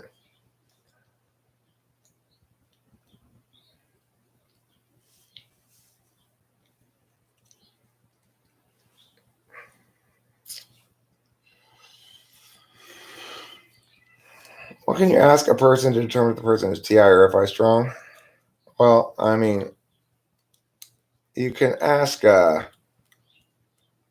TI questions, but if you're trying to ask like sort of a value question, you want to try to get a determination of what they ultimately think is the greater form of justice, compassion or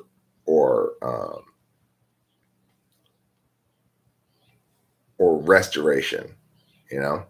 Like forgiveness or accountability. Which do they find is more important? TI people tend to find accountability more important ultimately, and FI people tend to prefer forgiveness, compassion. Like FI people tend to not consider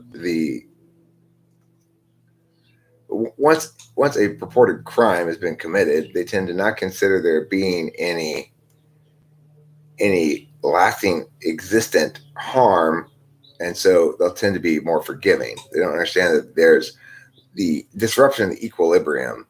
It creates a lasting harm of cognitive dissonance for any TI user like this. But this is unfair. This is unjust.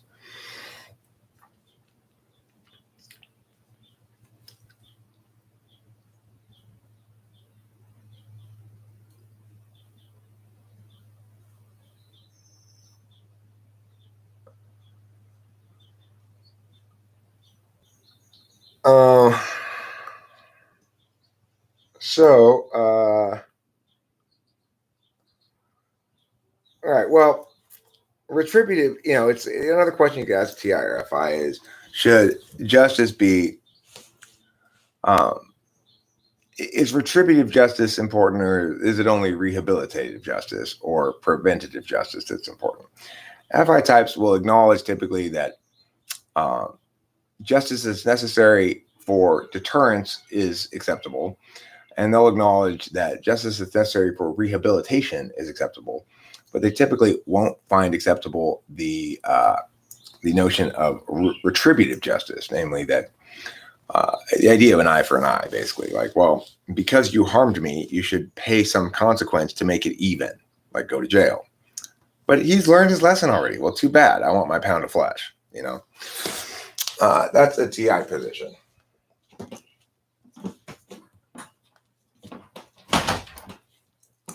Now, I agree. Every TI people are as likely as FI people to ultimately say forgiveness is a virtue if they're somewhat realized. But when faced with examples positioning such that somebody gets away with something that without any consequences that has done some sort of harm, it would seem the TI person is going to be offended by the precedent that it sets and says,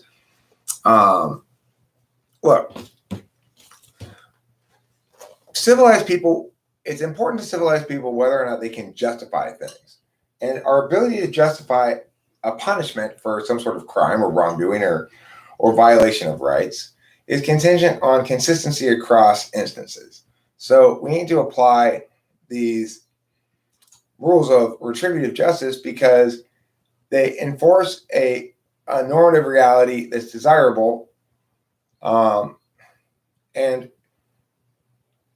create a sense of mutual, or they're consistent with the notion that with rights come responsibilities and accountability.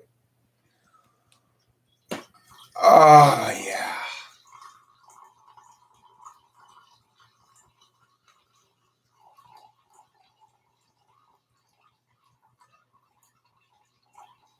I mean, the thing is, what we have to remember is that just about every conclusion we draw and every justification we make and so forth works as a justification for the other side. So if I advocate forgiveness in my personal life, or that if forgiving attitude is a good thing to have, that's fine. But if I'm saying we should deal with criminal justice in a way that's more particularist, let's say the ultimate FI perspective on criminal justice is Foucault's. Foucault is probably an ENFP, and he has this notion of discursive justice that's absolutely ridiculous. It says the way to attain justice is to get all the stakeholders for any given instance of criminality involved and have them all discuss it out and come to a consensus about what's the most just thing. Well, that's ridiculous because people, of course, won't be cooperative in that endeavor. They're going to be adversarial. So we have to acknowledge the fundamentally adversarial nature of the situation and provide a TI sound adversarial forum in which to engage those questions. It's absolutely insane to think that Foucault cannot possibly be an ENTP. His mushy garbage? No. It's not well justified. It's not TI sound. It holds no water at all. It's complete bullshit. Foucault is made up of, skin and hair and stuff covering inside of that skin and hair is just nothing but poo. Just pure poo.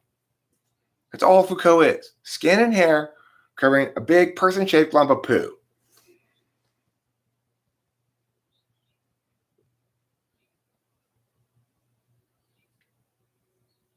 How would an EXTP and IXTP be different in their view of justice? ENTPs are, ISTPs are have the harshest form of understanding of justice, which is basically eye for an eye. INTPs probably have the least harsh form of justice of the four. And ENTPs are, more closer to INTPs, and ESTPs are closer to ISTPs in between. What's your take on paradoxical positions and dealing with the dissonance between them when trying to balance polar positions?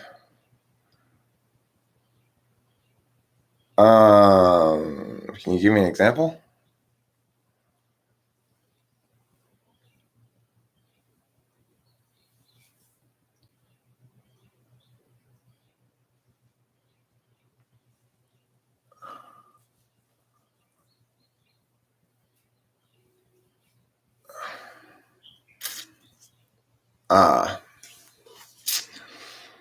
I think Foucault's an ENFP, but Foucault might be a misguided ENTP like Zizek. Zizek's an example of an ENTP doing Foucaultian shit with more TI. I think that Foucault's an ENFP, though.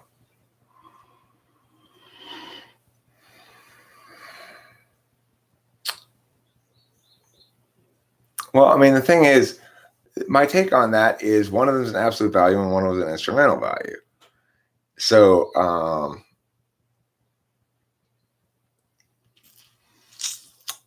it's like, for me, ultimately, no matter how TI sounds, something has to be, something it might be. I know when I have to shelve it because it's not time for me to win that argument right now. And so, in other words, winning the argument is ultimately more important than being right to me. And that's fine. That's just what it means to have an absolute and an instrumental value.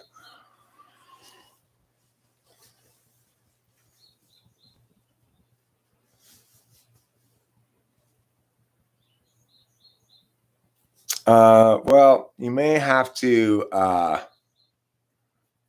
you may be required to do some watching of the part that came before this. Oh, you know what? I'm going to repeat the message anyway, so you should be fine. I'll repeat the message. Now, remember today's safety message, and this is why it's mandatory, because it saves lives, because I'm sharing a safety message.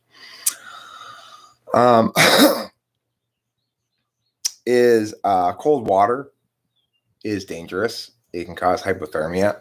You need to be careful. If you're on an ocean-going boat and you're near the Arctic, don't fall in the water and stay swimming around for very long.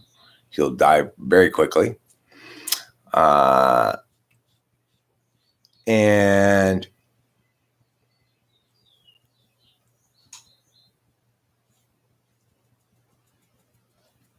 I mean, I think it is highly illogical. When I read it, I go like, what? Zizek, I get what he's doing. He's just dissembling. He's playing ultimate ENTP dissembler. Foucault, I'm just like, what? Who would think that's gonna work? Peterson's an ENTJ.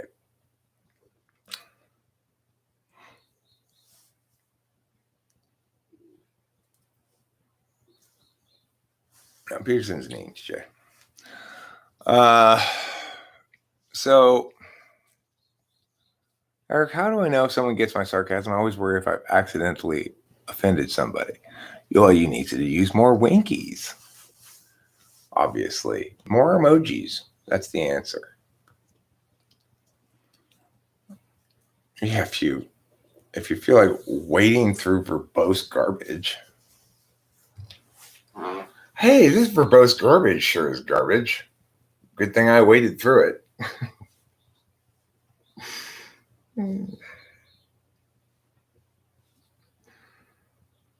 At least if you read Zizek, you'll be like, oh, this verbose dissembling is ultimately garbage. But with Foucault, you just go like, ew, oh my God, what is this? What is this rancid pile of goo?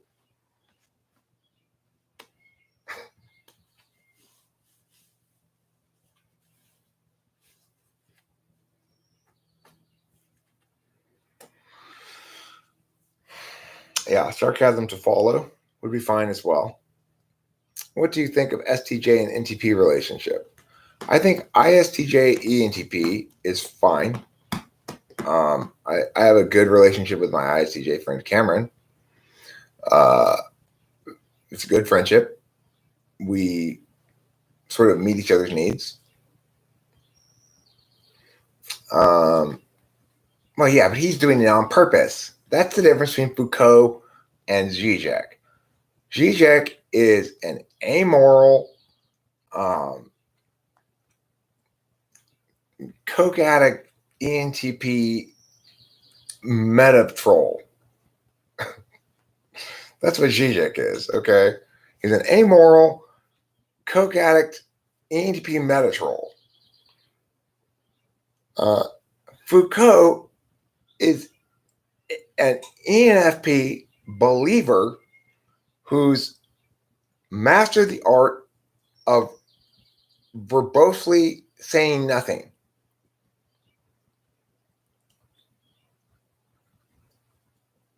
I hate them both.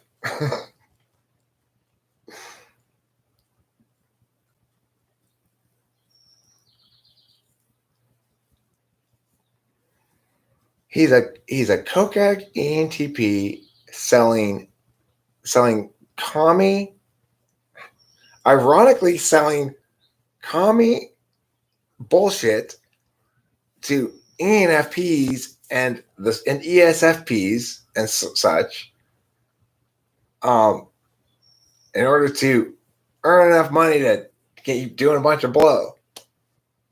That's Zizek in a nutshell.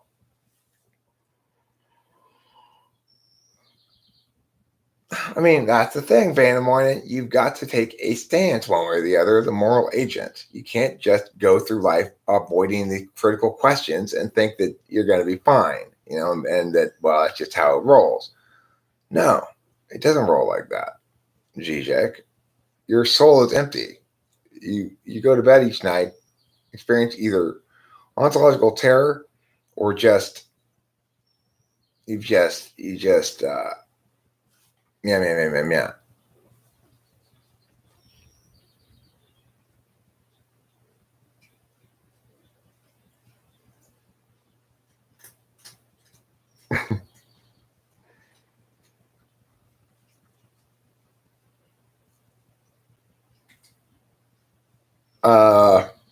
Yeah, I do. I do. Yeah, preconditional alogicism is a way of saying I don't want to be held accountable to my words or logic.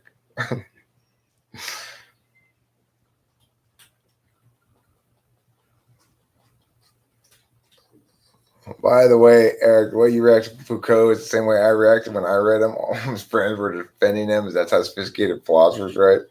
I mean, the thing is, if you're a debate coach, the only meaningful idea that I ever really got from Foucault is the idea of discursive justice and the way of this like particularist clusterfuck of a bad idea.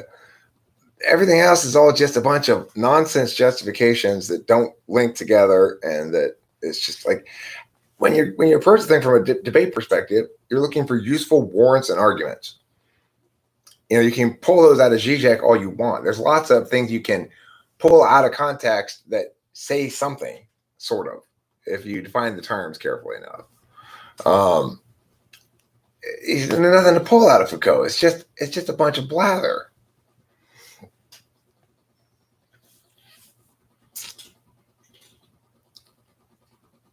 You have to go back to figuring out the functions. Okay, philosophical thinker.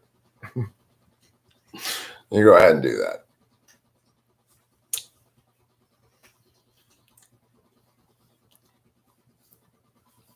Right. It's like basically he just makes a bunch of reification fallacies, assigning agency to things that don't have agency, like classes and groups of shared interests that don't actually align with each other or necessitate the same perspectives at all, and ignores the fact that individuals are more than just. It's just. What I have to say about that. I mean, it makes sense, quote unquote, for people who are trying to find a way of personifying or reifying aspects of reality that aren't reifiable, which is to say, you can't, it's like,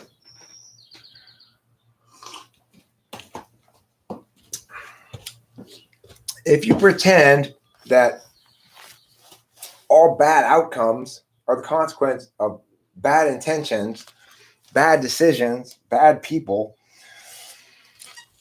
and if you pretend that every inequality is an inequity, then you're going to have a fucking problem on your hands. You're going to not have anything that makes any sense in the world. You know, it's like I went to this party one time where it was a Bernie Sanders rally party or something, and ENFP was hosting it. And they had cut out with it. They'd gotten this very nice, fancy, like it's basically a wood cutting printer. So you could put in whatever like image you want, and it would cut it out of wood. Okay. And they had made all these circular wood things representing corporate logos. And we were all supposed to throw the corporate logos into the fire at a certain point to show our contempt for corporate America and so forth. And of course, where the fuck did they think they got this wood cutting thing from? You know, they went to like Home Depot, and some great American corporation had created this brilliant wood cutting printer thing, and they purchased it. And they brought it home, and they cut out all these things of corporate logos, probably including even maybe the corporations that they went to buy the thing, and a corporation where they went to who made the product, you know. And you know, he said I interviewed the guy. There's a video of him somewhere on the channel, and you know, I asked him, well, he said, well, what's an example of these corporations being so bad? And it's like, well, Target. I think about how Target tried to sell everybody these things, and they come in the store and how they're trying to take advantage of people and blah, blah, blah, blah. And it's like, there's no reality check of why do you presume that some poor person goes into Target that they don't know that they aren't capable of knowing what they want to get, why they went to Target. You know, they're just being bamboozled by corporations. Whereas you have this awareness that these corporations are bamboozling you, except you don't either, because you went and bought this fucking wood cutting thing, completely oblivious to the irony of using it to cut out anti-corporate messages and throwing them in the fire. And it's just like, it's like everybody at this party is, you know, bearing the fruits of corporate America. Those clothes, those beers, those wine coolers, that guitar, that, you know, it's like the insanity, you know, the absolute insanity. They rant about corporations. They don't get that corporations are corporations. So it's like, you know, when I had autonomy debate, which I don't anymore, but as an official business, but when I did as an official business, it was a corporation. Would that mean I was bad in some way? Well, no, because you weren't big enough yet. Okay, so if I became more successful, I'd become bad. At what point does my corporation become a bad thing? When it employs this many people and provides this much wealth to the economy, or what?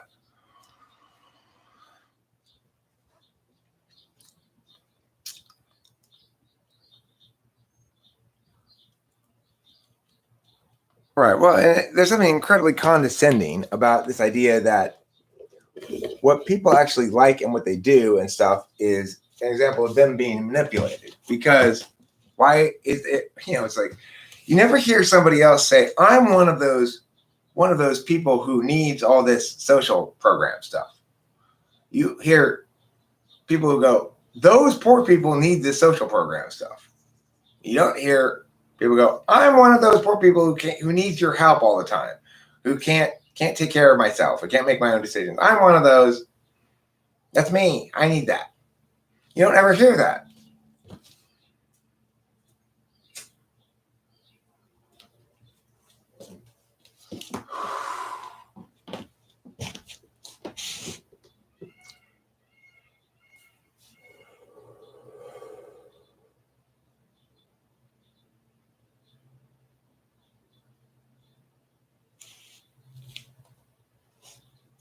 I mean, the thing is,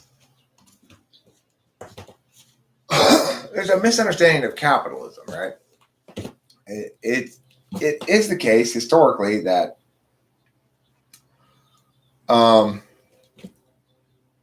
when capitalism and power, or sort of governing power, fuse too closely, that the benefits of capitalism turn into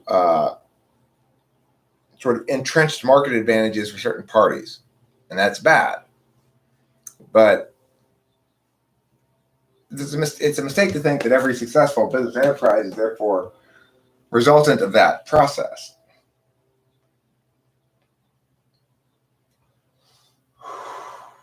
The other nice thing about corporate enterprises in general is they don't have interests beyond those related to how much money they can make. Bill Walton.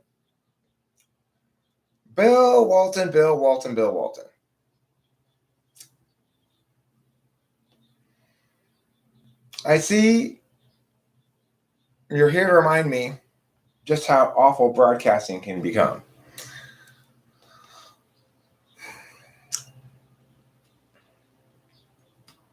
See, that's the thing. Each corporate enterprise has its own interests that are specific to how it makes money.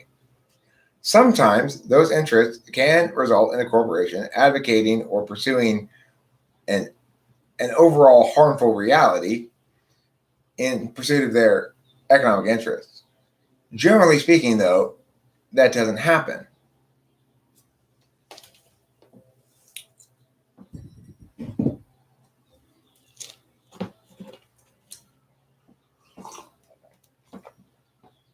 It is the case that corporations historically have, on plenty of occasions, made profit-making decisions that could be deemed immoral or evil. Of course, the thing is, we have a system that's designed to check the ability of corporations to do that kind of stuff. It's called civil liability. And in fact, it's been very successful in checking that. Most corporations are exceedingly careful about all manners of that kind of thing because they don't want to get sued.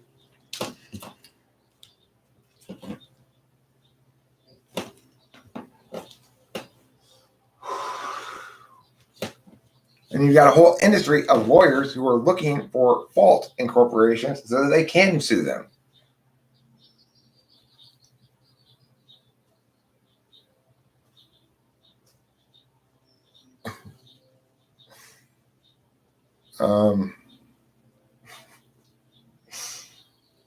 Okay, Claude.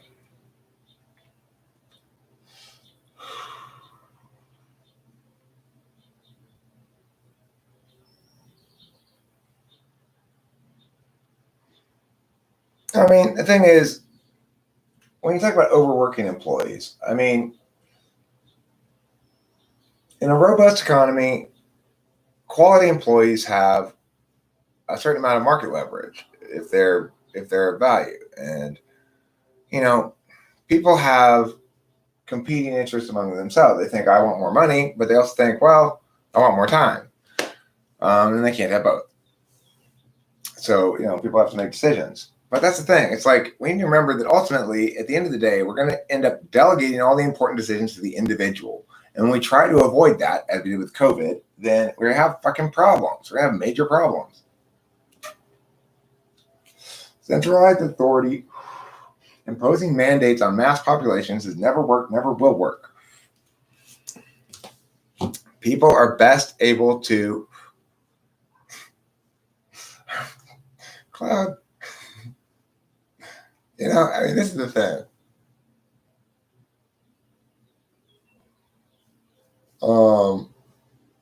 Probably North Korea most resembles a duck giving birth to a moped.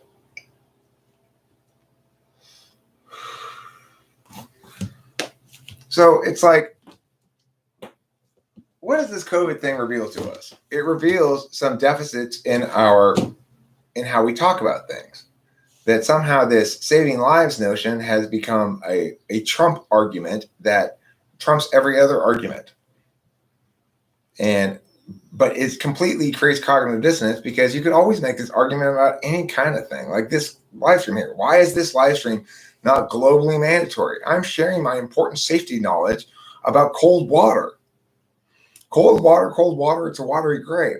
don't get in water too cold. It'll quickly cause hypothermia and you'll die. This is my important safety message. Because if I'm sharing this message with you, it could be saving lives, which means it should be absolutely mandatory for everybody in the world to watch this live stream. It should be a government mandated live stream. Absolutely. It's got a safety message. I'm saving lives. And saving lives justifies anything, including shutting down the whole goddamn world. I mean, capitalism is never anything. That's the other thing I remember about capitalism. Real capitalism is the absence of use of force, preventing people from engaging in profitable exchanges with each other.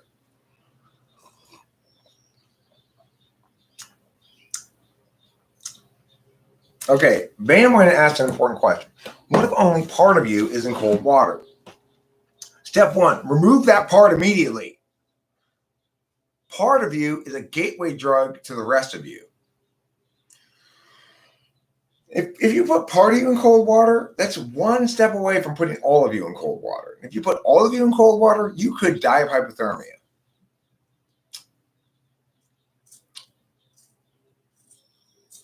I had long hair and a Che Guevara shirt back at uni, working in a multinational corporation now, and glad I left that ideological shit behind.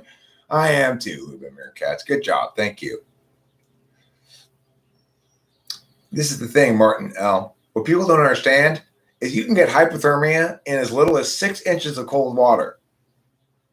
If you lie down in 6 inches of cold water for a long time, you can get hypothermia and die. I shit you not. Okay, let's talk a little bit about cold water in another context, okay? Let's say you're in a refrigerated room that's got a swimming pool in it. Now, the room as a whole, the temperature is 40 degrees. Should you go swimming? True or false? You should go swimming. This is part of the kind of test that you're going to get at the end of this symposium to see if you are water safe, cold water safe.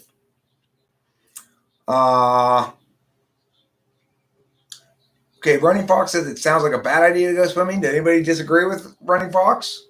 Anybody going to vote for good idea to go swimming? Maybe the water's warmer than the air temperature you might think, right? Maybe the water, I'll tell you this, the water's 45 degrees, the air temperature 40 degrees. Should you go swimming in the cold water? Or should you just stay out there in the cold air? The air's colder than the water. Maybe you should go in the water. True or false? You should go in that water. No, Waldo, wrong again. False is the answer.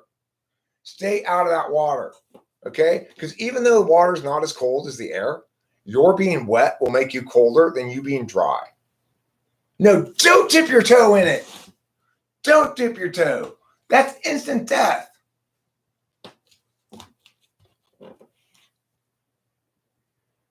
Or Claire tried to set you up with some guy because he had good cold water safety. Well, that sounds like a good guy. You should go out with him. He's got good cold water safety. You can be safe and know that he's not going to dip you in cold water on your dates.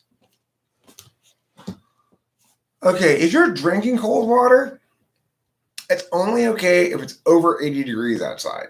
If it's under 80 degrees, you're putting yourself at internal hypothermia risk. It's a little known disorder in which your insides get hypothermia, but your outsides are fine.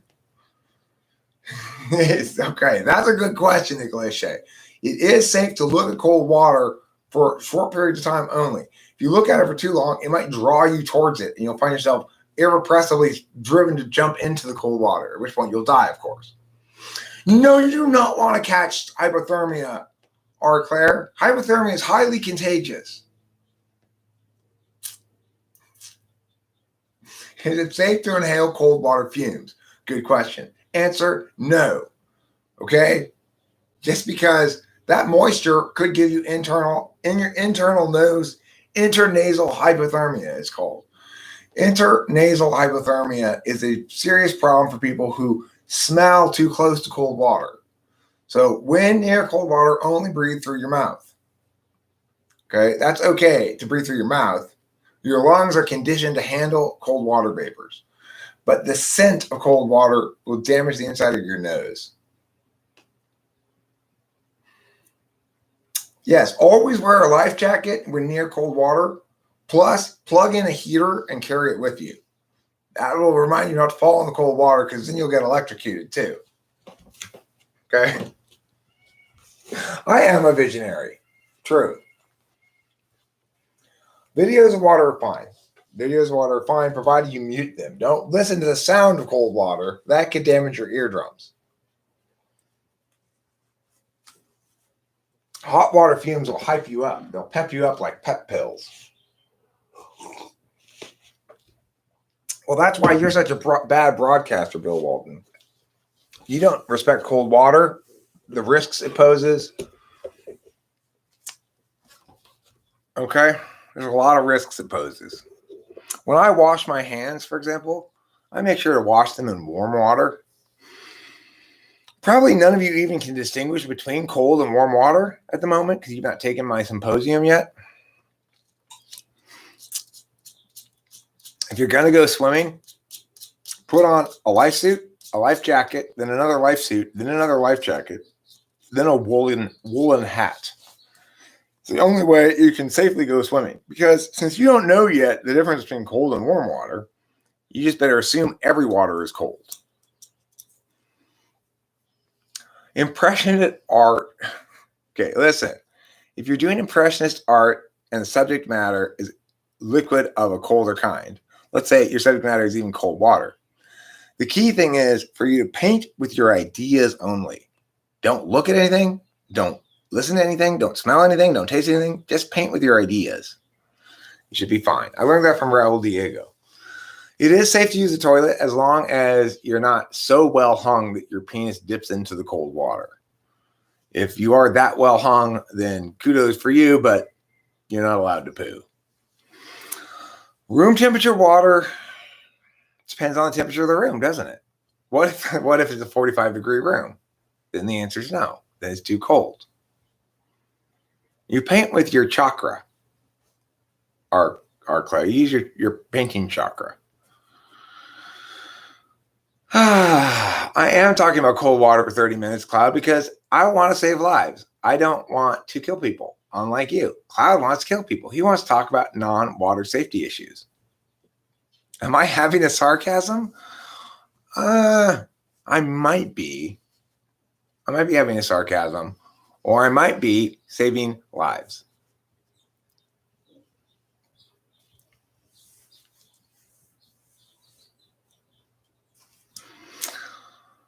I'm doing okay, saving lives. It's the least I can do because according to all the signs here in California, I need to stay home and save lives. And since I've not been staying home, I guess I've been killing people, apparently. So it's only fair that I save so many lives now with my cold water advice. And just to remind everybody, here's this song you can take away with you as a quick mnemonic device to help you remember the important message. Cold water,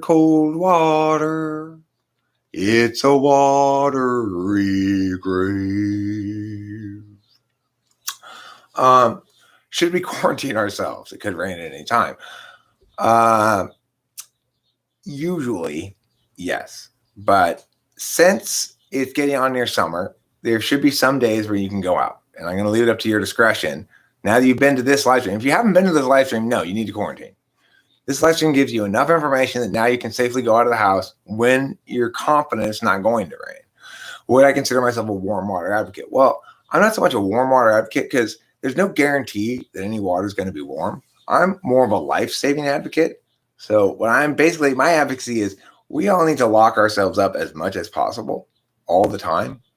When I leave the house, why don't I have on a full suit all around me so that no air comes in or out?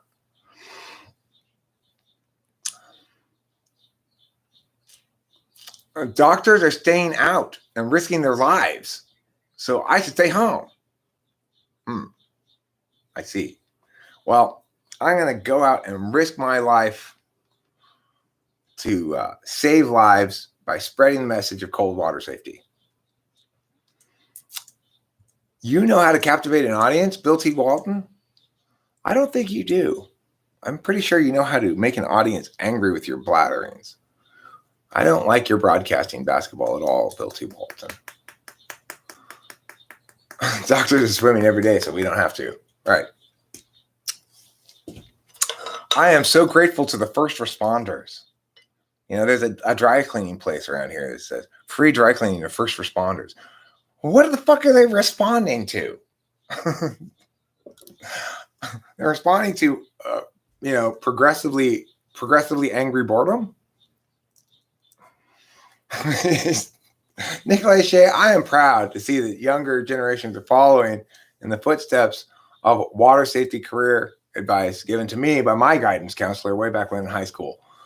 Yes, a career in water warming began as a tea brewer at a local diner, responsible for heating the water when people order tea.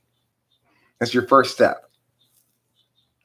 Fire is one way you can heat water. Electricity is another.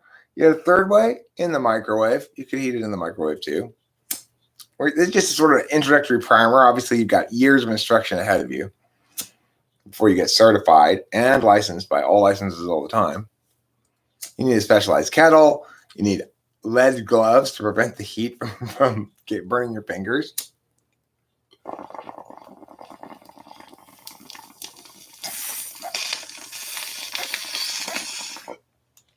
See,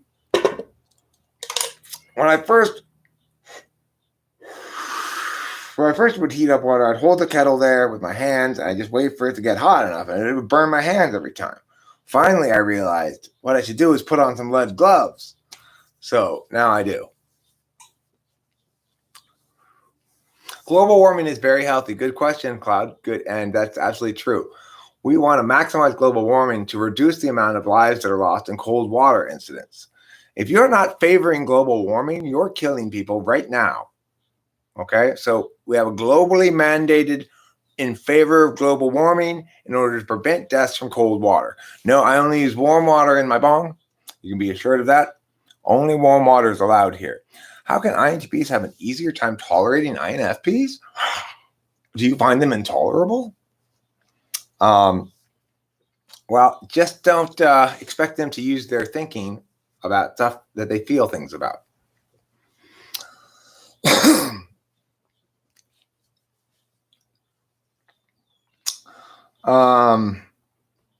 Okay, well, Cloud, if you feel as though your feet are cold, I'm going to give you a piece of strong advice right now. Look down and see if your feet are in cold water. If they are, remove them immediately from the cold water. Cold water, it's a watery grave. I would not advocate any demon summoning. If you're considering doing a little bit of a demonology exercise today, that's another way that I'm saving lives. I'm going to advocate against any demonology today. It's a bad day for demonology. The moon and the stars are in the wrong alignment for it, I believe.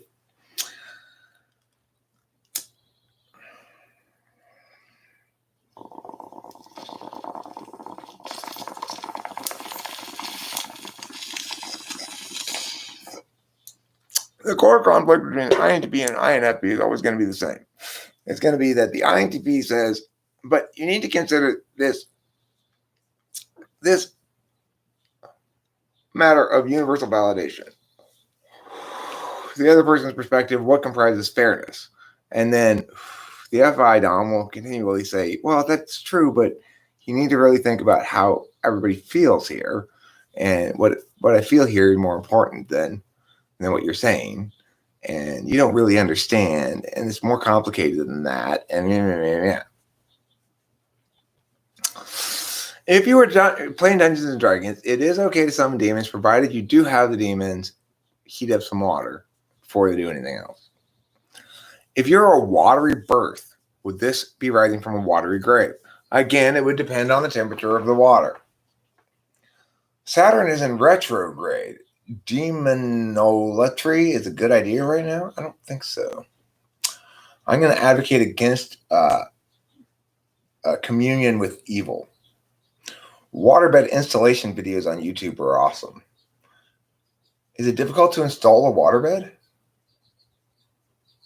I wonder. Thank you, Cloud. That's a very relevant reference from scripture there. Trust in my Father, and you will always have home in heavens where water is always lukewarm. That's true. The Bible talks about that. I've always found that people born in cold water are dead inside and outside. That's the crazy thing, emailed Anthrax. They're all the way dead.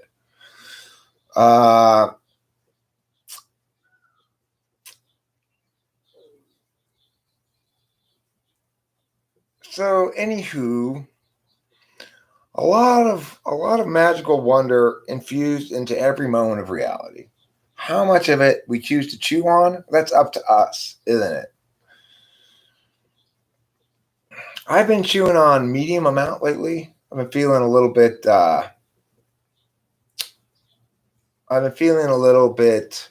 overwhelmed by the absence of clarity of my course of action regarding like the channel and stuff, and life in general. I guess I am very gratified at having clarity in my relationship. That's nice. I'm very happy in this relationship. I feel like, I'm with the right person. So that's very nice, very easy to deal with. I don't have to think about that aspect of life anymore. I can spend more time thinking about cold water.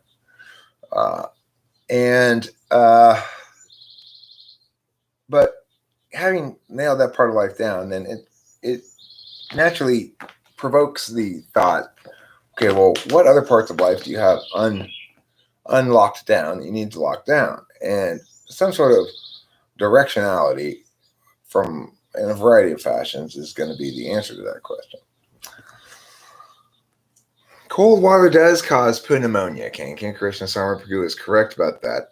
If you want to catch your death of pneumonia, just go find yourself some cold water and jump right in there.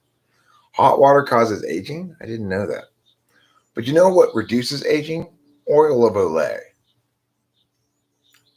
It's one of the most age-reducing serum creams you can apply to your skin. It makes you look decades younger.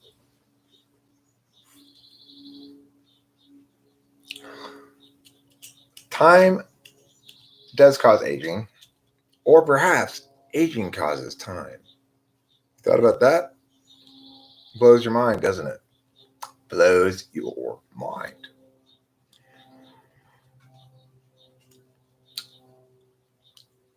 Toki wa tamare. Okay. Toki wa tamare to you too.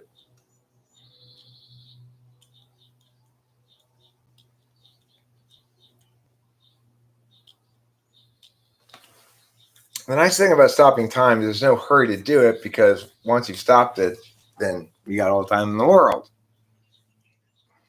You see? I'll stop the world and melt for you, said that 80s song. Okay, so what am I going to do today, guys, besides save lives with my cold water message?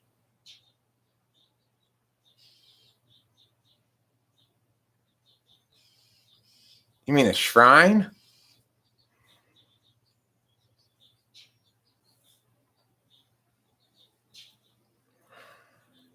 You think movement causes time? I think time's a condition of agency, I guess. It's like you can't have observation or agency without time, obviously, because there has to be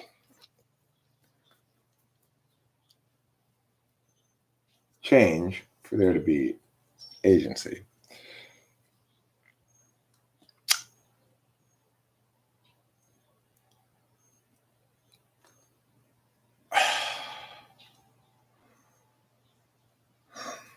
Yeah.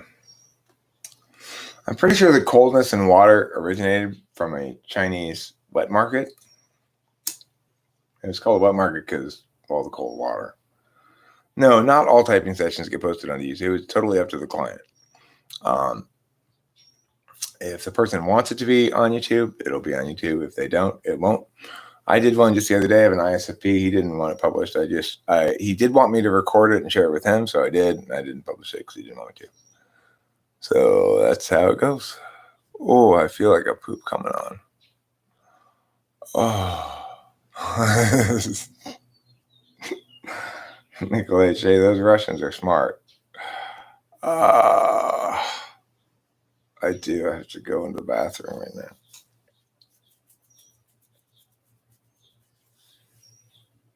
Ugh.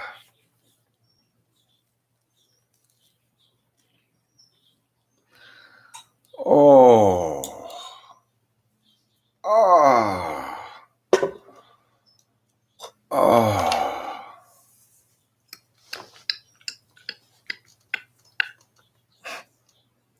Is that what they're eating? Ew. Oh. Okay. I'm going to wrap this stream up. Thank you all for being here. For those who weren't here, you failed your mandatory live stream. And you're going to get a fine.